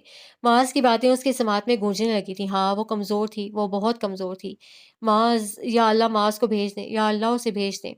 उसके दिल से घुटती इल्तिजाएं उठ रही थीं। सुबह तक सब ठीक था। अब ये सब क्या होने जा रहा था? आंसू भल भल आंखों से फिसलते जा रहे थे। वो उस पर झपटा तो उसे हाथ मारकर साइड टेबल पर रखा शीशे का गुलदान उठाकर उसकी कनपट्टी पर दे मारा। छन छन कांच टूट टूट कर सारे कमरे में बिखर गए थे। अरहम की कनपट्टी से खून की तेज धार बह निकली। चकराते सर के साथ वो एक जानिब को लुढ़का तो उसने उसे पूरी कुवत से धक्का देकर पीछे हटाया। खींचातानी में उसके जूते तक उतर गए थे। कुछ सुझाई ना देता था कि अंधेरा क्या था और उजाला क्या। बाहर उठकर भागते हुए उसने उसे कलाई से थामा तो वो बिखरे कांच पर गिर गई। आह! तकलीफ का चीरता हुआ एहसास उसकी रगों में उतरा था। घुटने के साथ साथ कई कांच उसके बरहना पैरों में भी खुप गए थे। हर जानिब खून की बूंदें बिखर कर गिरने लगी। उसने एक झटके से उसे अपनी कलाई छुड़वाई और फिर कमरे का दरवाजा खोलकर भाई की जानिब भागी। वो अब तक अपने बेड पर गिरा दोनों हाथों से उबलता खून रोक रहा था। उसके भागने पर वो पीछे से चिल्लाया भी था, लेकिन उसे अभी सिर्फ शिजा को साथ लेकर जल्द अज जल्द इस घर से बाहर निकलना था। जीनों से उतरकर उसने आसपास निगाह दौड़ाई तो देखा साइमा एक जानिब गिरी दर्द से करा रही थी। शायद शिजा उन्हें भी कुछ मारकर भाग चुकी थी। उसने अगली कोई भी बात सोचे बगैर कदम बाहर की जानिब बढ़ाए। पकड़ो इस लड़की को, भागने मत देना, पकड़ो इस गाली को। पथरीली रविश पर अंधाधुंध दौड़ते हुए उसने अरहम की चिंघाड़ती आवाज़ अपने पीछे सुनी थी। वो आदमियों को उसके पीछे भेज रहा था। उसने सड़क पर निकलकर आस-पास देखा, लेकिन ना तो ड्राइवर था और ना ही गाड़ी। वो तेज़ी से सिमत का तयन किए बिना भागने लगी। कंधों पर गिरते उसके रेशमी बाल पीछे की जानिब उड़ रहे थे और वो कदमों में खुबे कांच की परवाह किए बगैर तेज़ी से भाग रही थी। इतनी तेज़ी से कि उसे अपने आस-पास की दुनिया नज़र ही नहीं आ रही थी। गाड़ी गाड़ी तेज चलाओ, जल्दी जल्दी चलाओ गाड़ी। शिजा ने खौफजदा निगाहों से अपनी गाड़ी के ऐन पीछे उस स्याह फार्म की गाड़ी देखी तो ड्राइवर को लड़खड़ाती आवाज में कहा। ड्राइवर इस कदर बौखला गया था कि उसे कुछ समझ नहीं आ रहा था। उसने कांपती उंगलियों से अपने हाथ में जकड़ा मोबाइल सामने किया। माउफ जहन जैसे चंद लम्हात के लिए मफलूज हो गया था। फिर उससे गिरते आंसुओं के साथ जल्दी से मास का नंबर डायल किया। साथ साथ उसने लबों से उबलती खून की धार को भी हाथ की पुश्त से रगड़ा था। वो तेजी से भाग रही थी, साथ साथ पीछे भी देख लेती। वो 3-4 कद आवर से खौफनाक मर्द थे, पूरी कुवत से उसके पीछे भाग रहे थे। सुबह का वक्त होने के बाद सड़क पे लोग ना होने के बराबर थे। کاش کہ کوئی اس کی مدد کو آ جائے، کاش کہ کوئی آ جائے۔ بھاگتے بھاگتے اب وہ مرکزی سڑک پر آ نکلی تھی، یہاں پر دن چڑھے ہونے کے باعث سنسان گلیوں سے زیادہ رش تھا۔ سڑک چلتے لوگ رک رک کر اسے دیکھنے لگے تھے۔ اسے لگا کہ اس کی ریاضت رائے گاں چلی گئی۔ اسے لگا سب ختم ہو گیا۔ وہ یوں اس طرح بے حجاب سڑکوں پر اپنی عزت بچانے کے لیے دوڑ رہی تھی۔ حبیبہ اور رابیل کا دکھ برابر تھا۔ ایک جانب وہ اپنے کردار کو بچا رہی تھی تو دوسری جانب رابیل اپنی عصمت کو۔ اس کے قدموں سے جان سمٹنے لگی تھی۔ بھاگتے ہوئے سانس حد سے زیادہ پھول کر اب دھونکنے کی مانند چل رہا تھا۔ اسے لگا کہ اب وہ چکرا کر سڑک پر گرنے والی ہے۔ خشک پڑتے حلق میں بہت سے کانٹے اگ آئے تھے۔ اسے پوری قوت سے بھاگتے قدم آگے بڑھائے، لیکن اب جیسے سکت ختم ہو گئی تھی، سب بکھر کر ریت کی طرح پھسلنے لگا تھا۔ اس نے اپنے پیچھے بھاری قدموں کی چاپ سنی تو آخری ہمت بھی عنقا ہونے لگی۔ اس نے ایک نگاہ پیچھے ڈالی تھی۔ اسے بس کچھ دیر اور دوڑنا تھا، کیونکہ اسی سڑک پر معاذ کا ریسٹورنٹ تھا۔ اگر جو وہ اس کے ریسٹورنٹ تک پہنچ جائے، بس ذرا اور دور۔ لیکن پھر وہ جو پیچھے دیکھتی ہذیانی انداز میں آگے کی جانب دوڑ رہی تھی، بری طرح آگے کسی انسان سے ٹکرا کر پیچھے کی جانب گری۔ کتنا بھاگو گی؟ اور وہ انہی میں سے کسی ایک کی گرفت میں آ گئی تھی۔ اس نے لرزتے قدموں سے اٹھنا چاہا تو ٹانگیں کام کرنے سے انکاری ہو گئیں۔ سب جیسے لمحوں میں تہس نہس ہوتا جا رہا تھا۔ نہیں، خدا کے لیے! وہ جیسے ہی اسے پکڑنے کے لیے جھکا، وہ اگلے ہی پل اس کے برابر سے نکل کر بھاگ کھڑی ہوئی۔ جانے کیسے اچانک اس کے قدموں میں بجلی سی بھر گئی تھی۔ پیچھے سے وہ اسے گالیاں بکتا تیزی سے بھاگ رہا تھا۔ یکایک اسے ریسٹورنٹ کی ہریالی نظر آنے لگی۔ اس کی بھجتی امید جیسے چمک اٹھی تھی۔ اپنی پوری قوت سے دوڑ کر وہ جیسے ہی ریسٹورنٹ کے احاطے میں داخل ہوئی تو دیکھا کہ وہ دروازہ کھولتا اجلت میں باہر نکل رہا تھا۔ اگلے ہی پل اسے دیکھ کر ساکت ہو گیا۔ وہ بھی اسے دیکھتے ہی جم سی گئی تھی۔ معاذ نے زندگی میں دوسری دفعہ اس قدر تکلیف دہ منظر دیکھا تھا، اس قدر تکلیف دہ اور رگوں کو چیرتا ہوا منظر۔ وہ بنا حجاب کی لٹی پٹی سی اس کے سامنے کھڑی تھی۔ کندھوں پر اس کے بال پھسل کر گر رہے تھے۔ آس پاس کام کرتے ورکرز اور کئی لوگ بھی اس تباہ حال لڑکی کا حلیہ دیکھ کر رک گئے تھے۔ معاذ اپنی جگہ سے ہل نہ سکا۔ اسے لگا وہ کبھی ہل نہیں سکے گا۔ لیکن پھر اگلے ہی لمحے رابیل بھاگتی ہوئی آئی اور بے ساختہ اس سے لپٹ گئی۔ وہ خالی حالی سا کھڑا رہ گیا تھا۔ وہ اب رو رہی تھی۔ یوں لگتا تھا ساری دنیا ساکت ہو گئی ہو، بس کچھ باقی رہ گیا تھا تو وہ اس کے سسکتے آنسو۔ اس کے بے دم سے پہلوؤں میں گرے ہاتھ ہولے سے اٹھے۔ پھر دھیرے سے اس نے رابیل کی پشت پر اپنے ہاتھ رکھے، وہ اس میں سمٹی روئے جا رہی تھی۔ اسی اثنا میں 3 تنومند سے مرد بھی ریسٹورنٹ کے احاطے میں داخل ہوئے تو معاذ نے ٹھنڈی نگاہوں سے ان کا چہرہ دیکھا۔ یہ شوراوی ہے، معاذ شوراوی، یہ یہاں کیا کر رہا ہے؟ سلیم، یہ لڑکی اس کی تھی؟ دماغ تو خراب نہیں ہو گیا ارحم سر کا؟ کس کے گریبان پر ہاتھ ڈال لیا ہے انہوں نے؟ شاید ان میں سے کوئی اسے جانتا تھا، اسی لیے دوسرے ساتھیوں کو سرگوشی میں کہنے کے بعد جب اس نے ان کے چہرے دیکھے تو وہ فک ہو رہے تھے۔ یہ ہے شوراوی؟ ہاں، یہ سلطان کا آدمی ہے۔ یہ اسے بھنک پڑ گئی نا کہ ہم نے اس کے آدمی پر ہاتھ ڈالا ہے تو ہماری لاش گلی میں گھومتے کتوں کو بھی نہیں ملے گی۔ جلدی چلو یہاں سے۔ لیکن ارحم سر، میں نے کہا جلدی بھاگو۔ اور اگلے ہی لمحے وہ تینوں اب وہاں سے بھاگ رہے تھے۔ معاذ نے انہیں نہیں روکا، وہ ابھی انہیں روکنے کی پوزیشن میں نہیں تھا۔ اس کے بازوؤں میں وہ بے ہوش ہو کر جھول رہی تھی۔ اسے ابھی رابیل کے علاوہ کسی کی بھی پرواہ نہیں تھی۔ اس نے اسے خود سے ہٹا کر دیکھا۔ اس کی گردن ایک جانب کو لڑکی ہوئی تھی اور چہرے پر جا بجا آنسوؤں کے نشانات ثبت تھے۔ اس نے لمحے بھر کو ضبط سے آنکھیں بند کر کے کھولی تھیں، پھر جھک کر اسے ہاتھوں میں اٹھایا۔ انسان انسان بن جاتا ہے، دنیا بس انسان بننے نہیں دیتی۔ اس نے اسے گاڑی میں ڈالا اور گاڑی ریورس کرتا بھگا لے گیا۔ اب اس کا چہرہ سپاٹ تھا، سرد اور سفید سا چہرہ، آنکھیں اس قدر خالی تھیں کہ ان کا خالی پن خوفزدہ کرنے لگا تھا۔ اور اگر کبھی کوئی تم سے کہے کہ انسان فرشتے پر شیطان کو چن کر گنہگار بن جاتا ہے تو یقین کر لینا، کیونکہ در حقیقت ایسا ہی ہوتا ہے۔ اس نے گاڑی سلوا کے گھر کے آگے روکی تھی، پھر اسے پچھلی سیٹ سے اٹھا کر کندھے پر ڈالتا اندر کی جانب بھاگا۔ سلوا جو کچن میں کھڑی کھانا پکا رہی تھی اسے دیکھ کر بری طرح چونکی۔ پھر رابیل کو دیکھ کر ان کا سانس ہی رک گیا تھا۔ وہ اب اسے صوفے پر احتیاط سے لٹا رہا تھا۔ اس کا سفید چہرہ کسی بھی طرح نارمل نہیں تھا۔ یہ سب کیا ہے؟ اسے خاصی چوٹیں آئی ہیں سلوا، اور شدید ذہنی دباؤ کے باعث بے ہوش بھی ہو گئی ہے یہ۔ آپ ٹریٹ کر لیں گی اسے یا پھر ہاسپٹل لے کر جاؤں میں؟ وہ اسے ہاسپٹل لے کر نہیں جانا چاہتا تھا۔ وہ اسے لوگوں کے بے رحم سوالات کے حوالے نہیں کرنا چاہتا تھا۔ نہیں، میں کر لوں گی ٹریٹ، لیکن اسے پہلے کمرے میں لے کر چلو، یہاں ایسے ٹھیک نہیں۔ اسے سر اس بات میں ہلایا اور اسے بازو میں اٹھاتا کمرے کی جانب بڑھا۔ زیادہ تکلیف مت ہونے دیجیے گا سلوا، میں کچھ دیر میں آتا ہوں۔ اس نے کہہ کر ایک نگاہ بے سدھ پڑی زرد چہرے والی رابیل پر ڈالی اور جیسے ہی باہر کی جانب بڑھنے لگا تو سلوا کے کانپتے سوال پر ٹھہر گیا۔ کہاں جا رہے ہو تم؟ اس نے دانت پر دانت جمائے تھے۔ آتا ہوں کچھ دیر میں، آپ اس کا خیال رکھیں۔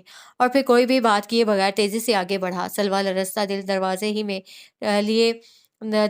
میں ٹھہر گئی تھیں۔ ان میں اتنی ہمت نہیں تھی کہ ایک بار اسے پوچھ ہی لیتی۔ وہ اس وقت بالکل بھی نارمل نہیں لگ رہا تھا۔ واپسی کے راستے پر اسے گاڑی گھر کے سامنے روکی اور باہر نکل آیا۔ کمرے میں آ کر الماری کا پٹ کھولا اور پھر کپڑوں کے نیچے رکھی ایک ہاتھ جتنی زنجیر کھینچ کر نکالی۔ وہ موٹی زنجیر تھی۔ اس نے سپاٹ چہرے کے ساتھ اس کا ایک سرا ہتھیلی پر لپیٹا اور پھر باہر کی جانب بھاگا۔ اور اگر کوئی تمہیں کہے کہ شیطان پر فرشتے کو چننا ثواب کا کام ہے تو یقین کر لینا، کیونکہ ایسا ضرور ہوتا ہے۔ اس نے ہاتھ میں جھولتی زنجیر تیزی سے لپیٹی تھی، پھر گاڑی میں بیٹھ کر گاڑی زن سے آگے بڑھا لے گیا۔ اور اگر کوئی تمہیں کہے کہ انسان پر انسان کو چننا اسے انسان بناتا ہے تو یقین کر لینا، کیونکہ ایسا ضرور ہوتا ہے۔ شزا اندھا دھند گھر میں داخل ہوئی تھی۔ لاؤنج میں براجمان رامین اور عابد نے لمحے بھر کو نگاہیں اٹھا کر اسے دیکھا اور دھک سے رہ گئے۔ اس کا دوپٹہ کندھے سے لٹکا زمین پر جھول رہا تھا۔ بکھرے بال اور ہونٹ سے پھوٹتی خون کی باریک دھار نے اس کا حلیہ بگاڑ دیا تھا۔ کلائیوں پر جا بجا خراشیں تھیں اور گردن پر دوپٹہ کھینچنے کا نشان بے حد واضح ہو کر سرخ پڑ رہا تھا۔ ماں، بابا، رابیل رابیل ٹھیک نہیں ہے، وہ بھاگتی ہوئی آگے بڑھ آئی۔ وہ دونوں بیک وقت اپنی جگہوں سے اٹھ کھڑے ہوئے تھے، چہرے پر فقط سا تاثر لیے۔ عابد نے آگے بڑھ کر اس کے لرزتے جسم کو سہارا دیا تھا۔ یہ سب کیا ہے بچے، اور کہاں سے آ رہی ہو تم؟ رابیل کہاں ہے؟ کیا ہوا ہے؟ ایک نظر پلٹ کر انہوں نے دروازے کی جانب بھی دیکھا تھا۔ رامی نے بھی آگے بڑھ کر اسے دیکھا۔ وہ اس کے حلیے سے اس قدر ششدر تھیں کہ کچھ بول ہی نہ پا رہی تھیں۔ کیا ہوا ہے؟ رابیل کہاں ہے؟ لیکن ہوش میں آتے ہی انہوں نے اسے اپنی جانب پھیر کر کانپتی آواز میں پوچھا تو اس کے آنسو بے ساختہ ہی ابلے۔ اس کی بلند سسکیاں ہی تھیں جس کے باعث ردا بھی اپنے کمرے سے نکل آئی تھی، لیکن آگے کا منظر دیکھ کر وہ بھی اپنے دروازے کے باہر ہی ٹھہر گئی تھی۔ وہ اور میں پھپھو کے گھر گئے تھے۔ ارحم بھائی نے بلایا تھا ہمیں، لیکن پھر کیا شزا؟ رامین اس پر چلائیں تو اس کا اندر باہر لرز کر رہ گیا۔ سمجھ ہی نہیں آیا کہ کیسے انہیں حقیقت بتائے۔ عابد بھی اب خوفزدہ سی سوالیہ نگاہوں سے اسے ہی دیکھ رہے تھے۔ ردا بھی پاس چلی آئی تھی۔ انہوں نے رابیل کے ساتھ بدتمیزی کی اور پھپھو نے مجھے مارا۔ وہ مجھے پتہ نہیں کہاں لے کر جا رہی تھیں، لیکن میں انہیں مار کر بھاگ گئی۔ رابیل وہیں تھی۔ مجھے نہیں پتا پھر کیا ہوا، میں نے بس اس کی چیخیں سنی تھیں۔ مجھے نہیں معلوم کہ آگے کیا ہوا۔ اور رامین بے دم ہو کر صوفے پر گری تھی۔ عابد جامد ہو چکے تھے اور ردا اس سے تحیر سے آنکھیں پھیلا کر شزا کو دیکھا تھا۔ تو ابھی رابی کہاں ہے؟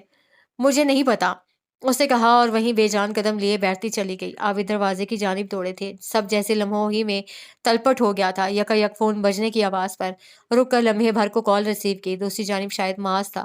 اس کی ٹھنڈی اور بے جان سی آواز سماعت کی عابد کی سماعتوں میں اتری تو انہیں اپنا وجود زلزلوں کی زد میں محسوس ہوا تھا۔ معاذ، رابیل محفوظ ہے۔ اس کی اگلی بات سن کر وہ جہاں کے تہاں کھڑے رہ گئے تھے، پھر بکھرتی سانسوں کو بمشکل معمول پر لا کر گویا ہوئے۔ ان کا رکتا سانس یکدم ہی بحال ہوا تھا۔ کہاں ہے وہ؟ میں ایڈریس آپ کو ٹیکسٹ کر رہا ہوں، آپ وہاں چلے جائیں۔ میری خالہ کے پاس ہے، وہ اسے وہی ٹریٹ کریں گی۔ ہاسپٹل لے جانے کی ضرورت نہیں ہے اسے۔ اور تم کہاں ہو؟ اب کہ ان کی آواز کافی حد تک برابر ہو چکی تھی، وہ خود پر لمحوں ہی میں قابو پا چکے تھے۔ میں سبق دے کر آتا ہوں انہیں۔ معاذ میری بات سنو، انہوں نے جلدی سے کہہ کر فون کان سے ہٹا کر دیکھا۔ رابطہ ابھی تک منقطع نہیں ہوا تھا۔ تیزی سے فون کان پر لگا کر انہوں نے اسے روکنا چاہا، لیکن اب کہ وہ فون رکھ چکا تھا۔ شکستہ انداز میں فون کان سے ہٹاتے ہوئے وہ پلٹے۔ رامین انہیں کی جانب بے چینی سے بڑھ رہی تھیں۔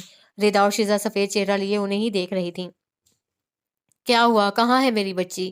کیا کہہ رہا تھا معاذ؟ وہ ایک ہی سانس میں بے ربط سے سوال پوچھے گئی تو عابد نے آگے بڑھ کر انہیں خود سے لگایا۔ لمحوں ہی میں وہ ٹوٹی بکھری سی نظر آنے لگی تھی۔ ٹھیک ہے، وہ محفوظ ہے۔ معاذ نے اسے حفاظت سے اپنی خالہ کے گھر پہنچا دیا ہے۔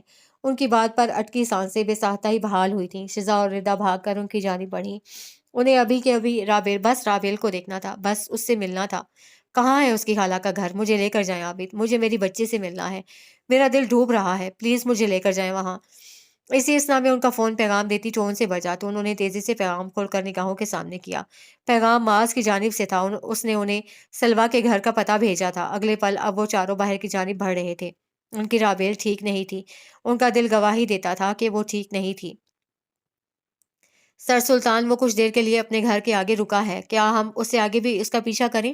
معاذ کچھ دیر کے لیے اپنے گھر کی طرف رکا تھا۔ اسے خبر نہیں تھی کہ سلطان کے آدمی اس کے پیچھے یوں آئیں گے۔ شاید سلطان کو اندازہ تھا کہ ایسا انتہائی قدم وہ ضرور بے ضرور اٹھائے گا، جبھی تو وہ اس کا پیچھا کرنا نہیں چھوڑ سکا تھا۔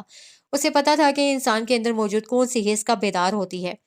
نہیں، خاموشی سے پیچھا کرو اس کا، اور ہاں، جن 3 آدمیوں کو تم نے اس کے ریسٹورنٹ کے باہر دیکھا تھا ان کی کھوج بھی لگاؤ، میں بھی دیکھوں کن حرام کی اولادوں نے ہاتھ ڈالا ہے ہمارے جگر پر۔ جی سر، ان میں سے ایک نے فون کان سے ہٹایا، پھر دوسرے کی جانب دیکھا جو اسے ہی دیکھ رہا تھا۔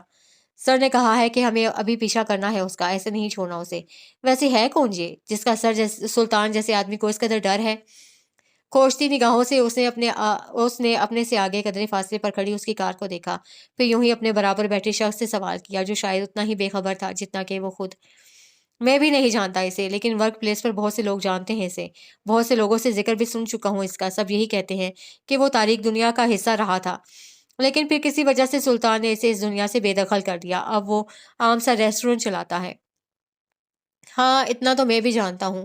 پہلے والے نے اس بات میں سر ہلا کر اس کی بات سے اتفاق کیا تھا، لیکن پھر برابر والے کی بے چین سی نگاہوں کی جنبش پر وہ پوچھے بغیر نہ رہ سکا۔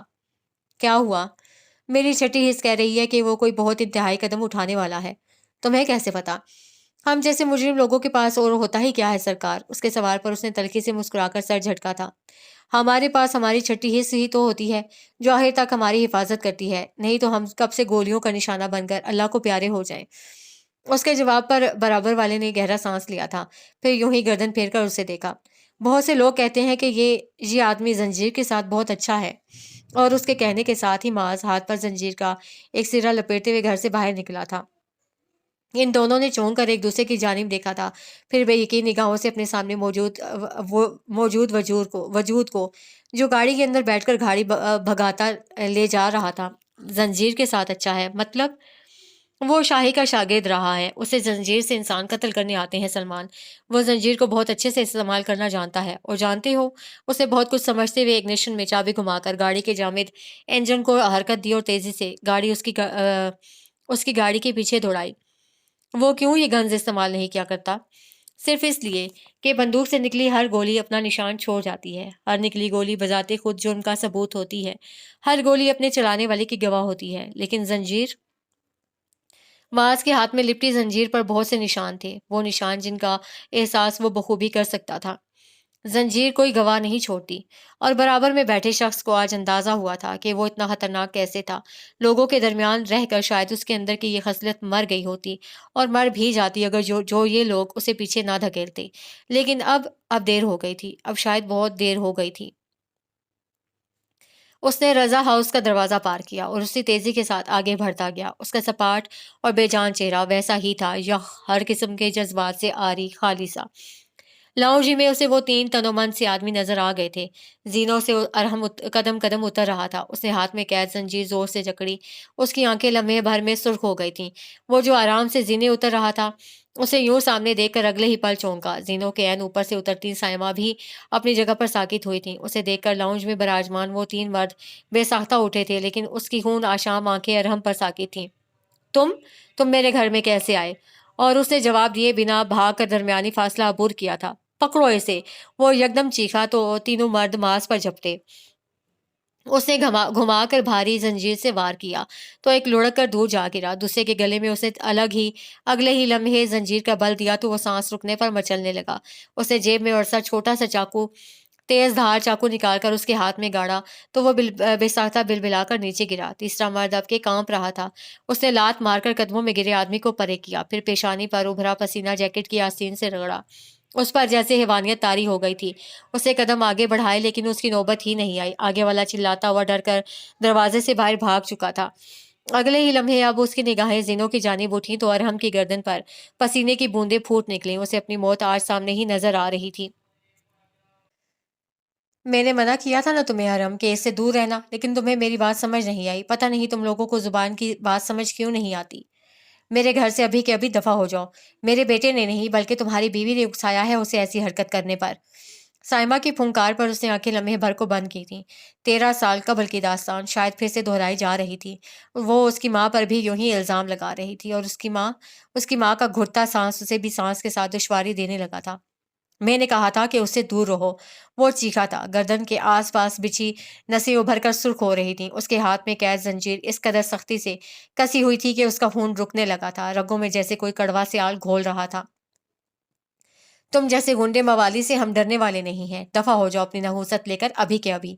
وہ اب بھی باز نہیں آئی تھیں۔ اس نے قدم زینوں کی جانب بڑھائے تو زمین پر گرے آدمی نے ہاتھوں سے اس کے قدموں کو جکڑا۔ وہ اگلے ہی پل منہ کے بل گرا تھا۔ ارحم نے تیزی سے نیچے اتر کر اس کے ہاتھ سے زنجیر چھیننی چاہی تو اس نے اسی تیزی سے اس کا گریبان پکڑ کر اسے زمین پر گھسیٹا تھا۔ وہ توازن برقرار نہ رکھنے کے باعث بری طرح الجھ کر گرا۔ اس نے قدم جکڑنے والے کو گھوم کر زوردار مکہ مارا تھا، اتنی زور سے کہ اس کے اپنے ہاتھ کی اوپری جلد پھٹ چکی تھی۔ وہ ناک پر بھاری مکہ لگنے کے باعث اگلے ہی پل بلبلا کر دور ہوا تھا۔ ارحم اٹھ کر اوپر کی جانب بھاگا تو اسے اس کے قدموں میں زنجیر پھنسا کر گرایا۔ اس کا منہ بری طرح سے زینوں سے ٹکرایا تھا۔ اگلے ہی پل اسے کوئی بھی موقع دیے بغیر وہ اسے گریبان سے گھسیٹ کر اٹھا رہا تھا۔ پھر ایک زوردار مکہ اس کی زخمی کن پٹی پر مارا۔ ارحم کے سر پر لمحے بھر کو سارا گھر گھوم کر رہ گیا تھا۔ چھوڑو، چھوڑو میرے بیٹے کو، جانور! سائمہ نے اس کے فولادی ہاتھوں کو ارحم کے گریبان سے جھٹکنا چاہا تو اس نے ایک ہاتھ جھٹک کر انہیں دور دھکا دیا۔ قوت سے دھکا لگنے پر وہ دور جا گری تھی۔ کیوں کیا تم نے ایسا؟ کیوں تکلیف دی تم نے اسے؟ وہ ایک ہی بات دہراتا اسے گھسیٹتا ہوا دیوار تک لایا اور اس کے سر کو پوری قوت سے دیوار میں دے مارا۔ ارحم کے سر سے اب خون کا ایک فوارہ بہہ نکلا تھا۔ اس کے سامنے ساری دنیا گھومنے لگی تھی۔ میں نے منع کیا تھا نا؟ اس نے جمے ہاتھ کا مکہ اس کے جبڑے پر مارا تو خون کے بہت سے چھینٹے اڑے، لہو میں لتھڑے، بہت سے دانت ٹوٹ کر گرے تھے۔ آج کے بعد کسی کے ساتھ تم اس طرح کا کوئی بھی عمل کرنے کے قابل نہیں رہو گے۔ اس نے اسے ایک جانب دھکا دے کر زمین بوس کیا تھا، پھر اپنی گری زنجیر لینے پیچھے کو مڑا، خون آلود ہاتھ پر زنجیر کا ایک سرا باندھا، سرد نگاہوں سے اس کا نیم مردہ وجود دیکھا۔ بکھرے بالوں والی رابیل اگلے ہی لمحے اس کے سامنے گھومی تھی۔ اس کا خیال آتے ہی اس کی کن پٹیوں میں خون ایک بار پھر سے ٹھوکریں مارنے لگا تھا۔ اس نے دانت جما کر اس کے گلے میں زنجیر کسی اور دونوں ہاتھوں کو پوری طاقت کے ساتھ پیچھے کی جانب کھینچا۔ وہ قاتل نہیں تھا، لیکن شاید آج وہ قاتل بننے جا رہا تھا۔ وہ نہ تو رابیل کا ماز لگ رہا تھا اور نہ ہی حبیبہ کا، بلکہ ابھی تو وہ ماز ہی نہیں لگ رہا تھا۔ اسی پل داخلی دروازے سے سلطان داخل ہوا اور پھر اسے دیکھ کر چند لمحے کے لیے اپنی جگہ ہی جم سا گیا۔ ارحم کی حلق سے اب غر غر کی آوازیں آنے لگی تھیں۔ اس نے گردن کے گرد لپٹی زنجیر اور زور سے جکڑی تو وہ پیر رگڑنے لگا۔ ماز پسینے سے شرابور ہونے لگا تھا۔ اس کے ماتھے پر گرتے بال اس ٹھنڈ میں بھی پسینے کے باعث ماتھے پر چپک گئے تھے۔ ہاتھوں کی نسیں طاقت لگانے پر ابھرنے لگی تھیں۔ وہ تیزی سے بڑھا اور اسے ارحم سے الگ کیا۔ اس نے سلطان کا ہاتھ جھٹکا تو اسے جواباً پوری قوت سے اس کے رخسار پر چانٹا رسید کیا تھا۔ وہ لڑکتا ہوا پیچھے کو گرا۔ ارحم اب بے دم ہو کر سانسیں لے رہا تھا۔ معاذ ایک بار پھر سے اس پر جھپٹنے کے لیے اٹھا تو سلطان نے اسے گریبان سے جکڑا۔ چھوڑو مجھے، میں اس کمینے کا خون پی جاؤں گا۔ زندگی تباہ کی تھی اس کی ماں نے میری، اور اب یہ میری زندگی مجھ سے چھین رہا تھا۔ ہوش میں آؤ معاذ، انسان بنو۔ اس نے اسے پیچھے دھکا دے کر ارحم سے دور ہٹایا تھا۔ وہ بے دم قدموں کے ساتھ پیچھے کو گرا۔ اس کا طاقتور جسم بے حد تھک گیا تھا، اور یہ تھکن آج کی نہیں تھی، یہ تھکن برسوں کی تھی، برسوں سے اس کے ساتھ تھی۔ میں دیکھ لوں گا انہیں، تم جاؤ، اسے سنبھالو، اسے سب سے زیادہ ضرورت ہے ابھی تمہاری۔ اور وہ جیسے یکدم ہی ہوش میں آیا تھا، چونک کر سلطان کی جانب دیکھا۔ وہ فکر مند نگاہوں سے اسے ہی دیکھ رہا تھا۔ تم یہاں کیا کر رہے ہو؟ تمہیں قاتل بننے سے باز رکھ رہا ہوں۔ یہ میرا معاملہ ہے سلطان، دور رہو اس سے۔ میں اسے اپنے ہاتھوں سے قتل کروں گا، اپنے ہاتھوں سے اس کی لاش کتوں کے آگے ڈالوں گا میں۔ اچھا، اور پھر اپنی ماں کو کیا منہ دکھاؤ گے؟ مجھے کسی کی پرواہ نہیں ہے۔ اسے لرزتے ہاتھ سے اسے پرے ہٹایا تھا، لیکن وہ ایک بار پھر سے اس کے درمیان آ کھڑا ہوا تھا۔ اس کی سرخ نگاہوں کے سامنے بار بار اندھیرا چھانے لگا تھا۔ شاید کچھ تھا جو اس کے اندر آہستہ آہستہ ڈوبتا جا رہا تھا۔ اور وہ لڑکی جس سے محبت کرتے ہو تم، اسے کون دیکھے گا پھر؟ تم تو اسے مار کر خود بھی موت کے گھاٹ اتر جاؤ گے۔ اور وہ کہاں کہاں تک پھر اس جیسے لوگوں سے اپنی حفاظت کرے گی؟ اس کی زخمی سی چوٹ پر اس کا ادھڑا زخم تکلیف دینے لگا تھا۔ اس نے اسے گلابی آنکھوں سے دیکھا تھا۔ کس نے کہا کہ میں موت کے گھاٹ اتر جاؤں گا؟ ہزاروں قاتل زندہ ہیں، زندہ رہتے ہیں، میں بھی زندہ رہوں گا۔ اس کی گراہٹ پر سلطان مسکرایا تھا، اس کی سرمئی آنکھوں میں جھانکا۔ ہاں، بس وہ آنکھیں ہی آج تک نہیں بدلی تھیں، لیکن اس لڑکی کا ساتھ تمہیں کبھی میسر نہیں آئے گا۔ مجھے پتا ہے کہ میں نہیں رہوں گا اس کے قابل، اور میں اپنی اس خواہش کا گلا گھونٹ کر یہاں تک آیا تھا سلطان۔ میں جانتا ہوں کہ وہ میری نہیں رہے گی، اور اسے میرا رہنا بھی نہیں چاہیے۔ میرے جیسا سیاہ انسان اس کے حصے میں نہیں آ سکتا۔ اسی اثنا میں اس کا فون بجا تھا۔ اسے جیب سے موبائل نکالا اور پھر جگمگاتا نمبر دیکھ کر وہ رک سا گیا۔ سلوہ کا نمبر جگمگا رہا تھا۔ اس نے فون بنا اٹھائے جیب میں اڑسنا چاہا تو سلطان نے اس کے ہاتھ سے فون جھپٹ کر کال ریسیو کی۔ دوسری جانب سے ایک آواز ابھری تھی، لرزتی ہوئی سہمی سی آواز۔ کھلے اسپیکر سے باہر کو گرتی وہ آواز اس سر سے گھر میں تحلیل ہونے لگی تھی۔ ماز، وہ رو رہی تھی، اس کے خون آلود سے ہاتھ بے دم ہو کر پہلوؤں میں آ گرے۔ ایسے ہی کسی طاقتور لمحے میں حبیبہ کی بہتی آواز اسے روک لیا کرتی تھی۔ کیوں تھی آخر یہ دونوں عورتیں ایک سی؟ وہ جانور بننا چاہتا تھا لیکن وہ دونوں اسے کبھی جانور بننے نہیں دیتی تھیں۔ کہاں ہو تم؟ اس کے ہاتھ میں لپٹی زنجیر ڈھیلی پڑنے لگی تھی۔ کوئی شے کمزور نہیں کرتی انسان کو سوائے محبت کے۔ واپس آ جاؤ ماس، مجھے ڈر لگ رہا ہے۔ تم نے کہا تھا کہ تم اب اچھے انسان بن کر رہو گے، پلیز واپس آ جاؤ، کوئی انتہائی قدم مت اٹھانا۔ اور رابیل کی ابھرتی سسکی پر اس کے ہاتھ سے زنجیر چھوٹ کر زمین پر گر چکی تھی۔ کیا وہ اب کوئی قدم اٹھا سکتا تھا؟ حبیبہ اور رابیل کے سامنے وہ بے بس تھا۔ مجھے بہت زخم آئے ہیں لیکن تم کوئی زخم خود کو مت لگانا، مجھ سے دیکھا نہیں جائے گا۔ جانتے ہو نا کتنی کمزور ہوں میں۔ وہ آہستہ سے زمین پر بیٹھا تو سلطان نے اگلے ہی لمحے رابطہ منقطع کر دیا۔ وہ بھی اس کے ساتھ بیٹھا، پھر اس کے سر پر ہاتھ پھیرا۔ میں جانتا ہوں تم زخمی ہو، تمہارے زخم بہت گہرے ہیں، لیکن وہ لڑکی انتظار کر رہی ہے تمہارا، اسی ماس کا جسے وہ کھو چکی تھی۔ اب تم قاتل بن کر پلٹو گے تو اس پر کیا گزرے گی، سوچو ذرا۔ اس نے حالی سا چہرہ اٹھا کر اسے دیکھا تھا۔ انہیں میں دیکھ لوں گا، تم واپس پلٹ جاؤ، یہ اپنے انجام کو پہنچیں گے، کسی اور عدالت سے نہیں بلکہ سلطان کی عدالت فیصلہ سنائے گی انہیں۔ تم جاؤ بچے، انسان ہو، انسان رہو، شیطان مت بنو۔ اور اس کے رگو پے میں اگلے ہی لمحے خاموشی پھیل گئی تھی۔ ایک نظر اس نے سامنے کراہتے ارحم پر ڈالی تھی، دوسری نگاہ دودھ گیری سائمہ پر ڈالی۔ بہت خاموش نگاہ تھی وہ، سفید ٹائلز پر گرے بہت سے لہو کے ساتھ۔ وہ بھی تھکا ہارا سا زمین پر بیٹھا تھا۔ پھر اس کی گردن میں گلٹی ابھر کر معدوم ہوئی۔ گلابی پڑتی بصارت میں اب صرف تکلیف تھی۔ جانے کیوں اسی لمحے حبیبہ بہت یاد آنے لگی تھی۔ انہوں نے مجھے کہا تھا کہ میں ہر ظلم کو معاف کر دوں، لیکن ہمیشہ میں ہی کیوں معاف کروں سلطان؟ ظلم تو ماس کے ساتھ بھی ہوا ہے، پھر ہر دفعہ میں ہی کیوں اپنے اندر پلتے زخم ادھیڑوں؟ ہمیشہ میں ہی کیوں؟ اس کی لرزتی آواز پر سلطان نے گہرا سانس لیا تھا، پھر اس کے بازو کو اپنی ہتھیلی میں جکڑا۔ اس نے سرمئی آنکھوں کا زاویہ اس کی جانب پھیرا تھا۔ وہ انتظار کر رہی ہے تمہارا، جاؤ، دھیرے سے کہا۔ اگلے ہی پل وہ لرزتے قدموں سے اٹھ کھڑا ہوا تھا، چند قدم چل کر ارحم کے برابر میں گری زنجیر جھک کر اٹھائی۔ ایک نگاہ اس پر ڈالے بغیر اس نے باہر کی جانب رخ پھیرا اور خاموشی سے داخلی دروازے کی جانب بڑھ گیا۔ سلطان نے سکون کا سانس خارج کر کے سر جھکایا تھا۔ اگر جو وہ ذرا سی بھی دیر کر دیتا تو شاید ماس کو کبھی واپس نہ لا سکتا۔ پیچھے کھڑا رضا ہاؤس گہری خاموشی میں ڈوب گیا تھا۔ اگلے ہی پل وہ اٹھا اور پھر دور گرے ارحم کو گھیرے سے اٹھا کر کھڑا کیا، پھر اسے گھسیٹتا ہوا باہر کی جانب بڑھا۔ اسے پتا تھا کہ ایسے لوگوں کے ساتھ کیا کرنا تھا۔ شاید اب کبھی ارحم کو صبح کا سورج دیکھنا تک نصیب نہ ہو۔ یہ ان کا قانون تھا، یہ ان کا انصاف تھا۔ دوسری جانب اب وہ گاڑی ڈرائیو کرتا سلوا کے گھر جانے کے بجائے قبرستان جا رہا تھا، اپنی ماں سے ملنے۔ وہ جو اسے اپنے آخری لمس سے قید کر گئی تھی، آج وہ اس کے لمس سے آزادی چاہتا تھا۔ اس نے زخمی ہاتھ سے اسٹیئرنگ وہیل مضبوطی سے تھاما اور پھر رفتار تیز کرتا آگے بڑھ گیا۔ سلوا کے گھر پر اب سب اکٹھا تھے۔ کچھ دیر پہلے ہی رابیل کو ہوش آیا تھا۔ اس کے معاف ذہن کو مزید کسی آزمائش کا شکار کیے بنا عابد اور وقار لاؤنج میں آ بیٹھے تھے۔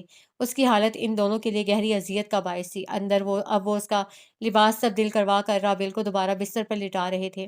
رامین کے لبوں سے تو شکر کا کلمہ جاتا ہی نہ تھا، ساتھ ساتھ اس کی شکستہ حالت دیکھ کر لمحہ بلمحہ ان کے آنسو بھی بہہ رہے تھے۔ اس کے زخموں کو سلوا پہلے ہی ٹریٹ کر چکی تھی، اسی لیے اب وہ کمزوری محسوس کرتی لیٹی ہوئی تھی۔ ردا سلوا کے ساتھ کچن میں کھڑی چائے کی ٹرالی پر کپ رکھ رہی تھی، ساتھ ساتھ وہ سلوا کو بھی چوری چھپے دیکھ لیتی۔ وہ اتنی خوبصورت اور نرم تھی کہ انہیں دیکھ کر دل ہی نہ بھرتا تھا، ساتھ ساتھ ان کی وہ فکر مند سی آواز بھی اسے سکون دے رہی تھی۔ اللہ کا شکر ہے ہماری رابیل بالکل ٹھیک ہے، اب سب ٹھیک ہے، شکر ہے اللہ تعالیٰ کا۔ آپ معاذ بھائی کی خالہ ہیں؟ اس کے اس پوچھنے پر وہ ہلکا سا مسکرائی، پھر اس بات میں سر ہلایا۔ ردا بھی مسکرائی تھی۔ رابی نے ذکر کیا تھا ایک بار آپ کا، لیکن مجھے لگا کوئی خاتون ہوں گی بڑی سی عمر کی، مجھے نہیں پتا تھا کہ آپ ہیں۔ اس کی بات پر انہوں نے نرم یخ ہاتھ سے اس کا گال تھپکا تھا، پھر چائے کے ٹرالی گھسیٹنے لاؤنج تک لائیں۔ عابد صاحب بمشکل اپنا ابلتا تیش قابو کیے وقار سے بات کر رہے تھے۔ مجھے نہیں پتا تھا کہ ارحم اور سائمہ اس حد تک بھی گر سکتے ہیں۔ خیر ہے، دیکھ لوں گا میں سب کو، بچ کے کہاں جائیں گے مجھ سے؟ سارے جگ میں اگر ان کی عزتوں کا جنازہ نہ نکال دیا تو عابد نام نہیں میرا۔ وہ عموماً طیش میں نہیں آیا کرتے تھے، لیکن ابھی جو رابیل اور شزا کی حالت تھی وہ ان کے لیے ناقابل برداشت ہو رہی تھی۔ ان کا بس نہ چلتا تھا کہ ارحم کا سر کچل کر چوک پر لٹکا دیں۔ وہ ہمیشہ سے ہی اتنے گھٹیا تھے عابد، اللہ کا شکر ہے ہماری بچی بچ گئی ایسے لوگوں سے، پتہ نہیں وہ کیا کرتے ہماری لڑکی کے ساتھ۔ وقار تو رہ رہ کر اللہ کا شکر ادا کر رہے تھے، رابیل کے تحفظ سے زیادہ ان کے لیے ابھی کچھ بھی اہم نہیں تھا۔ لیکن اس قدر گھٹیا پن پر اترنے کی وجہ کیا ہو سکتی ہے بھائی صاحب؟ پہلے تو کبھی اس نے اس طرح کا کوئی تاثر نہیں دیا۔ اس سے پہر شزا کمرے سے باہر نکلی تھی، منہ ہاتھ دھونے کے بعد بالوں کو پونی میں جکڑیا وہ پہلے سے کافی حد تک بہتر اور سنبھلی ہوئی لگ رہی تھی۔ انہیں اپنی کمپنی کو سہارا دینا تھا بابا، وہ بھی آپ کے پیسوں سے۔ اس کے یکدم بولنے پر جہاں سلوا اور ردا نے سر اٹھایا تھا وہیں عابد اور وقار بھی چونکے تھے۔ ارحم بھائی رابیل کو ہراساں کرنے کے بعد مجھے کافی عرصے سے تنگ کر رہے تھے بابا، میں نے کسی کو نہیں بتایا، لیکن معاذ بھائی جانتے تھے سب کے بارے میں اور انہوں نے مجھے روکا بھی تھا ان سے بات کرنے سے، لیکن رابیل کو اس بارے میں پتہ چل گیا۔ مجھے بھی ارحم بھائی کافی عرصے سے بلا رہے تھے، شاید اسی گھٹیا پن کے لیے جس کا مظاہرہ انہوں نے رابیل کے ساتھ کیا۔ پھر میں اور رابی ان سے بات کرنے گئے اور وہاں ہمیں اندازہ ہوا کہ انہیں ہم میں نہیں، انہیں آپ کے پیسے میں دلچسپی ہے بابا۔ عباد انکل کے نکمے پن کی وجہ سے کمپنی ڈوب رہی ہے اور انہیں اسے سہارا دینے کے لیے آپ کے پیسے درکار ہیں۔ انہیں کبھی ہم سے رشتہ بنانے میں دلچسپی نہیں تھی، انہیں ہمیشہ سے آپ کے پیسوں میں دلچسپی تھی۔ ایک ہی سانس میں بول کر وہ خاموش ہوئی تو پل بھر کے لیے لاؤنج میں سناٹا چھا گیا، سب دم سادے بیٹھے تھے۔ کمرے کا دروازہ کھول کر آمین بھی باہر نکل آئی تھی۔ اسی لیے وہ ہمیشہ رابیل کے پیچھے آتے تھے، اسی لیے ارحم بھائی میرا پیچھا کر رہے تھے۔ معاذ بھائی اس مسئلے سے خود نبٹنا چاہتے تھے، لیکن میری اور رابیل کی بے وقوفی کی وجہ سے ہم یہاں تک پہنچے۔ سوری ٹو سے، لیکن آپ کی بہن انسان کہلانے کے لائق نہیں ہے بابا، شاید دادی بھی انسان کہلانے کے لائق نہیں تھی۔ اس کی آنکھ سے آنسو ٹوٹ کر گرا تھا۔ اسے اب سمجھ آیا تھا کہ ہمیشہ رابیل تائی کے بارے میں بات کرتے کرتے کیوں رو پڑتی تھی۔ ہاں، اس کا اندازہ اسے آج ہوا تھا۔ عابد نے نم آنکھوں سے بکھری سی شزا کی جانب دیکھا۔ کیا وہ کچھ غلط کہہ رہی تھی؟ ہرگز نہیں۔ جو ہو گیا وہ ہو چکا، اب جو ہونا ہے بس فکر کرو اس کی بچے جو حبیبہ نے گزارا، ہماری رابیل بچ گئی، وہ سب سہنے سے، اللہ کا احسان ہے ہماری ذات پر یہ۔ وقار نے کھنکھار کر دکھتے گلے کے ساتھ کہا تو وہ اور رونے لگی۔ کچھ دیر پہلے گزرے واقعے کے باعث وہ پوری طرح سے ہل کر رہ گئی تھی۔ اس کا دل چاہ رہا تھا کہ چیخ چیخ کر روئے۔ اس سے آفام کی نگاہیں اپنے جسم پر اسے اب تک محسوس ہو رہی تھیں۔ میں دیکھ لوں گا ان میں سے ایک ایک کو، میری پیٹھ پیچھے میری پشت پر گھاؤ لگانے والوں کو میں کبھی نہیں چھوڑا کرتا، وہ بھی اپنا انجام بھگتیں گے اور میں اس بات کو یقینی بناؤں گا کہ وہ جہنم تک اس انجام کو یاد رکھیں۔ ان کی پھنکار پر جہاں رامین کا دل دہلا تھا وہیں وقار نے ان کے ہاتھ پر ہاتھ رکھ کر انہیں تھمنے کا اشارہ کیا تھا۔ میں نے کہا نا کہ ابھی ہمیں صرف رابیل کے بارے میں سوچنا ہے، ان مسائل سے ہم بعد میں نپٹیں گے اور تمہیں پریشان ہونے کی ضرورت نہیں ہے، معاذ خود ہی ڈیل کر لے گا ان سب باتوں سے، تم اپنا بلڈ پریشر نہ ہائی کرو۔ ان کے نرمی سے کہنے پر عابد نے ضبط سے مٹھی بھیج کر آنکھیں موندی تھیں۔ بیٹی کا باپ ہونا انہیں پہلے کبھی اتنا کمزور نہیں کر گیا تھا جتنا کہ ابھی اسی لمحے کر گیا تھا۔ اور شیزا بچے یہاں آؤ، روتے نہیں ہیں، اللہ بہت مہربان ہے، مہربانی کرنے والا ہے۔ وہ بے تحاشا ابلتے آنسو رگڑتی آگے بڑھی تو وقار نے اٹھ کر اسے خود سے لگایا۔ سمجھ نہیں آتا تھا کہ سوتیلا کون تھا، پھپھو یا پھر تایا، وہ جو خون کے رشتوں سے منسلک ہونے کے باوجود بھی غیروں سے بھی گرا ہوا برتاؤ کر رہے تھے، وہ یا پھر یہ جو سوتیلا ہونے کے باوجود بھی اپنا ہونے کا ثبوت دے رہے تھے۔ بس اب نہیں رونا تم نے، رابعہ زیادہ بری حالت میں ہے، اگر اس کے سامنے روگی تو پھر وہ کیسے ریکور کر پائے گی؟ مجھے پتا ہے کہ تم اس سے زیادہ مضبوط ہو، چلو اب مضبوط بن کر دکھاؤ۔ ان کے پچکارنے پر جہاں نم آنکھیں لیے رامین اداسی سے مسکرائی تھیں وہیں سلوا نے مسکرا کر شزا کو دیکھا تھا۔ وہ اب تایا کے ساتھ ہی لگی صوفے پر بیٹھی تھی، وہ اسے دھیرے دھیرے ہلکی پھلکی باتیں کر رہے تھے اور وہ سرخ ناک نم آنکھیں لیے سر اس بات میں ہلا کر جواب دے رہی تھی۔ عابد ایک جانب بالکل خاموش ہو کر رہ گئے تھے۔ جن رشتوں کو ہمیشہ وہ پیچھے دھکیلتے آئے تھے آج وہی رشتے ان کے ساتھ شانہ بشانہ کھڑے تھے۔ شاید اسی کو احساس کا رشتہ کہتے ہیں، وہ رشتہ جو خون کے رشتوں کو مات دے دیا کرتا تھا۔ اس پرانے طرز کے بنے لاؤنج میں بہت سی سکینت ایک بار پھر سے گھلنے لگی تھی۔ سلوا آپ سب کو چائے سرو کر رہی تھی اور ردا ان کی مدد کروا رہی تھی۔ رامین عابد کے ساتھ خاموشی سے آ بیٹھی تھی اور شیزا اب تک تایا سے چھوٹی چھوٹی باتیں کر رہی تھی۔ رابیل کمرے میں لیٹی حالی حالی نگاہوں سے چھت کو تک رہی تھی۔ کیوں نہیں آیا وہ اب تک؟ کیا اسے نہیں پتا کہ مجھے اس کی ضرورت ہے؟ کہاں ہے وہ؟ کہاں ہوگا وہ؟ اس نے ابلتے آنسوؤں کو ہاتھ کی پوچھ سے رگڑا اور پھر بمشکل کروٹ لے کر لیٹ گئی۔ کمر میں اٹھتے درد اور زخمی پیروں کی جلن جیسے اس کی روح تک میں سرایت کرنے لگی تھی۔ میں تمہیں یاد کر رہی ہوں، پلیز واپس آ جاؤ۔ اس کی آنکھ سے آنسو ٹوٹ ٹوٹ کر گرنے لگے تھے۔ اس کا جنگلی ہر تکلیف میں تھا۔ وہ تو اس سے کہیں وقت پہلے سے اس اذیت کا شکار ہو رہا تھا۔ اس کہف میں قید لمحوں کے دوران جانے اسے کتنے زخم سہے تھے۔ کیا وہ کبھی اسے اپنے زخموں کا مرہم بنائے گا؟ کیا کبھی وہ اس کے ساتھ نارمل رہ پائے گا؟ کیا کبھی؟ اور اب اس کا سر یہ باتیں سوچ سوچ کر پھٹا جا رہا تھا۔ اس نے جلتی آنکھیں موندی اور خاموشی سے گرتے آنسو سمیٹنے لگی۔ وہ شام کے ڈھلتے سایوں تک اس قبر کے پاس خاموشی سے بیٹھا ہوا تھا۔ آس پاس پھیلی خنکی میں خاموشی کی گہری رمق بخوبی محسوس کی جا سکتی تھی۔ پھر وہ آہستہ سے اٹھا۔ ٹھہر جاؤ معاذ۔ کسی پرانے منظر نے لمحے بھر میں اسے قید کر لیا تھا۔ وہ جو آگے بڑھنے لگا تھا وہیں ٹھہر گیا۔ جانتے ہو، جو قرآن پڑھتے ہیں وہ کبھی تنہا نہیں رہتے۔ اللہ کبھی انہیں تنہا نہیں کرتا۔ وہ جو خود کو انسان بناتے ہیں، انتہاؤں پر رہنے کے بجائے سادگی اپناتے ہیں، وہی کامیاب لوگ ہوتے ہیں۔ 13 سالہ معاذ کے بالوں میں ہاتھ پھیر کر حبیبہ نے نرمی سے کہا تھا۔ اس نے قدم آگے بڑھائے، لیکن وہ گزرا منظر اس کے ساتھ ساتھ چلنے لگا تھا۔ قرآن پڑھنے والے کامیاب ہوتے ہیں قرآن پڑھنے والے کامیاب ہوتے ہیں ماں۔ بالکل، وہی کامیابی کے حقدار ہیں۔ لیکن پھر وہ کون لوگ ہوتے ہیں جو اس قرآن کو تھام کر چھوڑ دیتے ہیں؟ کیا ایسے لوگوں کا کوئی حصہ ہے آخرت میں؟ اس کے معصوم سے سوال کا مطلب ہرگز بھی معصوم نہیں تھا۔ حبیبہ کی گود میں سر رکھے معاذ نے ان کی خاموشی پر انہیں آنکھیں اٹھا کر دیکھا تھا۔ وہ اسے ہی دیکھ رہی تھی۔ پھر ان کی آنکھ سے ایک آنسو ٹوٹ کر اس کے گال پر گرا۔ قبرستان سے دور جاتے معاذ نے اپنے رخسار پر ہاتھ پھیر کر اس آنسو کی نمی محسوس کی تھی۔ نہیں، ان کا آخرت میں پھر کوئی حصہ نہیں ہوتا۔ اور اگر کوئی اسے چھوڑ کر دوبارہ تھام لے، کوئی اسے بھٹک کر دوبارہ ہدایت کی جانب آ جائے، تو کیا اللہ ایسے کسی انسان کو قبول کرتا ہے ماں؟ اس نے پوچھا تو وہ جانے کیوں چند پل کے لیے کسی لمحے کے سحر میں کھوئی نظر آئی۔ اللہ قبول کر لیتا ہے بچے۔ اور انسان اس کی برجستگی اس عمر میں بھی اپنے عروج پر تھی۔ وہ جو سحر میں گھرنے لگی تھی یکدم جاگی۔ چونک کر اسے دیکھا۔ اسے بھی لمحے بھر کو مڑ کر قبرستان کی جانب دیکھا تھا۔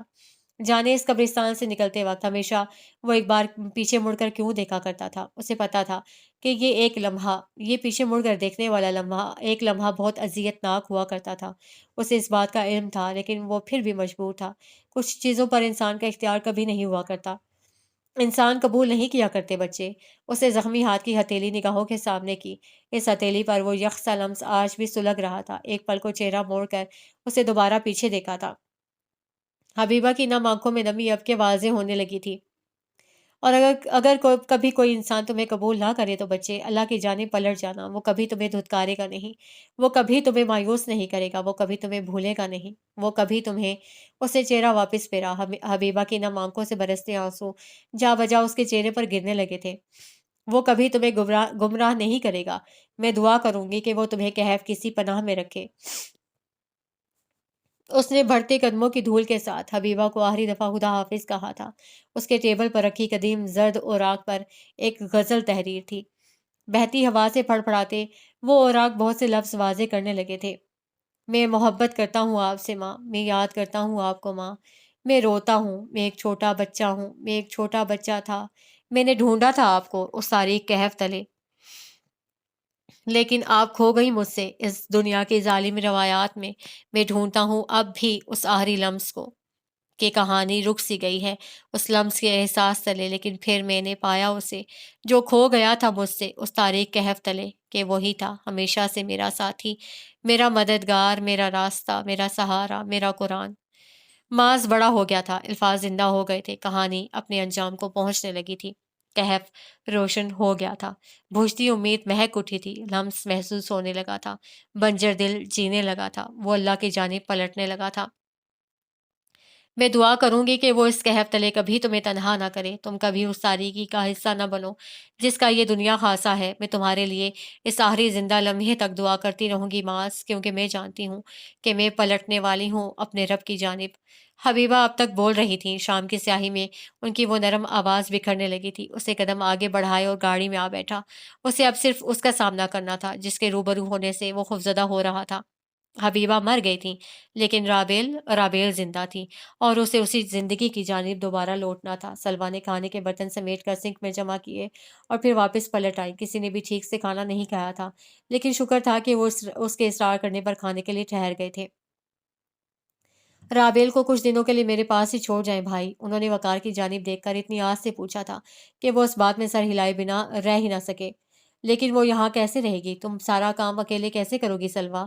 رامین نے فکر مندی سے پوچھا تو وہ مسکرائی۔ اس سے پہلی ہی ملاقات میں اس قدر انسیت ہو گئی تھی کہ وہ خود بھی حیران رہ گئی۔ سلوا بالکل حبیبہ کا پرتو تھی، نرم، خوبصورت اور ٹھہری ہوئی۔ ٹھیک ہے، اور ویسے بھی اس کے پیروں میں زخم آئے ہیں، زیادہ چل پھر نہیں سکے گی کچھ دنوں تک وہ۔ اچھا ہے وہ تمہارے پاس ہی رہ لے، کوئی مسئلہ نہیں، لیکن وہ خود جہاں رہنا چاہتی ہے، پوچھا تم نے اس سے؟ عابد کے خاموشی سے کھڑے رہنے پر وقار نہیں بات آگے بڑھائی تھی۔ سلوا نے سر جلدی سے اس بات میں ہلایا تھا۔ جی میں نے پوچھا ہے اس سے، اسے کوئی اعتراض نہیں، لیکن اگر عابد بھائی کو کوئی اعتراض ہے تو کوئی نہیں، مجھے کوئی اعتراض نہیں۔ اچھا ہے وہ کچھ دن یہاں رہے گی تو بار بار وہ باتیں یاد کر کے پریشان نہیں ہوگی، رہ لے بھلے وہ یہاں، مجھے کوئی اعتراض نہیں۔ وہ کہہ کر بھائی کی جانب بڑھے تو رامین نے بھی مسکرا کر سلوا کو گلے لگایا، پھر آگے بڑھ گئیں۔ اب ردا اور شیزا اسے بغل گیر ہو رہی تھیں۔ سب سے آخر میں وہ وقار کے ساتھ دروازے تک آئیں، سب کو خدا حافظ کہہ کے وہ واپس پلٹیں۔ کمرے کا دروازہ کھول کر دیکھا، رابعہ سو رہی تھی۔ اچھا تھا وہ زیادہ سے زیادہ آرام کرتی۔ آہستہ سے دروازہ بند کر کے وہ واپس مڑی اور کچن کی جانب چلی آئی۔ جلدی جلدی برتن دھو کر کچن صاف کیا اور پھر قریباً آدھے گھنٹے بعد اب وہ لاؤنج میں جائے نماز بچھاتی عشاء کی نماز پڑھنے لگی تھیں۔ ایک پل کو فکر مند سی نگاہیں گھڑی کی جانب پھیریں۔ 10:30 بج رہے تھے، جانے وہ کہاں تھا، ابھی تک آیا کیوں نہیں تھا؟ اب تو انہیں بھی پریشانی ہو رہی تھی۔ پھر ذہن جھٹک کر نیت باندھی۔ فرض پڑھنے کے بعد وہ سنتوں کے رکوع ہی میں جھکی تھیں کہ یکلخت دروازہ کھلنے کی آواز آئی، پھر کسی کے قدموں کی بھاری چاپ۔ انہیں اس کے انداز کی پہچان تھی۔ وہ آ کر آہستہ سے صوفے پر بیٹھا، یوں ہی گردن گھما کر گھڑی کی جانب دیکھا تھا۔ اسی اثنا میں انہوں نے سلام پھیر کر سکون سے چہرہ اس کی طرف موڑا۔ وہ صوفے کی پشت سے سر ٹکائے آنکھیں موندے بیٹھا تھا۔ ان کی نگاہ اس کے زخمی ہاتھوں پر پڑی، پھر وہ سر ہلاتی اٹھیں، فرسٹ ایڈ باکس ساتھ لیتی اس کے برابر آ بیٹھیں۔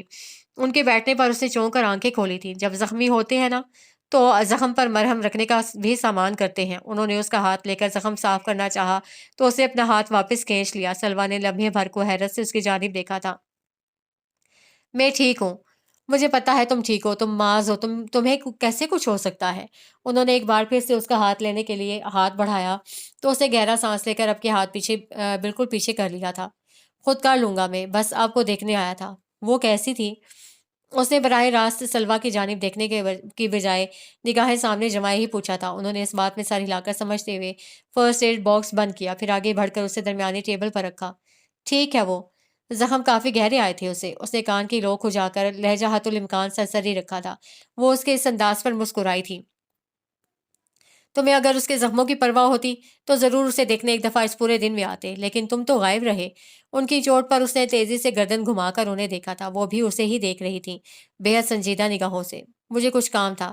کام رابیر سے زیادہ ضروری تھا تو کیا چھوڑ دیتا ان کو؟ یکدم ہی اس کی آواز بلند ہوئی تھی۔ سلوا نے بے ساختہ پلٹ کر کمرے کے بند دروازے کی جانب دیکھا تو وہ بری طرح چونکا، نگاہیں بند دروازے پر پھسلیں، ساکت پتلیوں میں جنبش ہوئی۔ اگلے ہی پل وہ سلوا کو دیکھ رہا تھا۔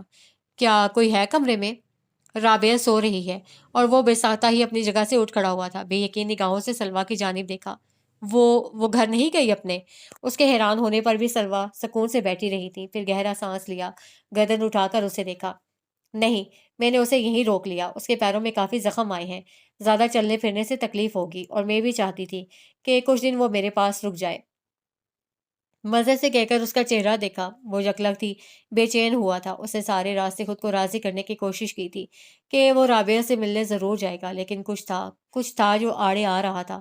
گریز، گزرا واقعہ، یا وقت پر اس کے لیے نہ پہنچ پانا، پتہ نہیں ان میں سے کون سی وجہ غالب تھی، لیکن اس کا سامنا کرنا مشکل ہو رہا تھا اس کے لیے۔ گہرا سانس لے کر اس نے سلوا کی جانب دیکھا تھا۔ کیا ہوا؟ بہت مضبوط ہو نا تم تو، کسی کی پرواہ نہیں، بھاڑ میں جائیں سب تو پھر جاؤ، چلے جاؤ، وہ رہا دروازہ۔ رابعہ سے مت ملو، لگتی ہی کیا ہے ویسے بھی وہ تمہارے لیے تو تمہاری دشمنیاں زیادہ اہم ہیں، باقی سب تو ویسے بھی گھاس چرنے آئے ہیں تمہاری زندگی میں۔ معصومیت سے ٹھوڑی تلے ہاتھ رکھ کر کہا تو اس نے آنکھیں پوری کھول کر ان کے ایسے انداز کو دیکھا۔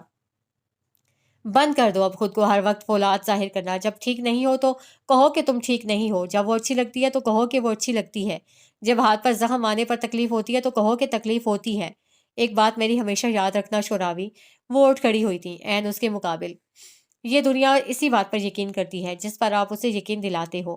آپ خود کو حیوان ظاہر کرو گے تو یہ آپ کو حیوان تسلیم کرے گی۔ آپ خود کو فولاد ظاہر کرو گے تو یہ اپنا سارا بوجھ آپ پر ڈال کر کمر توڑ لے گی آپ کی۔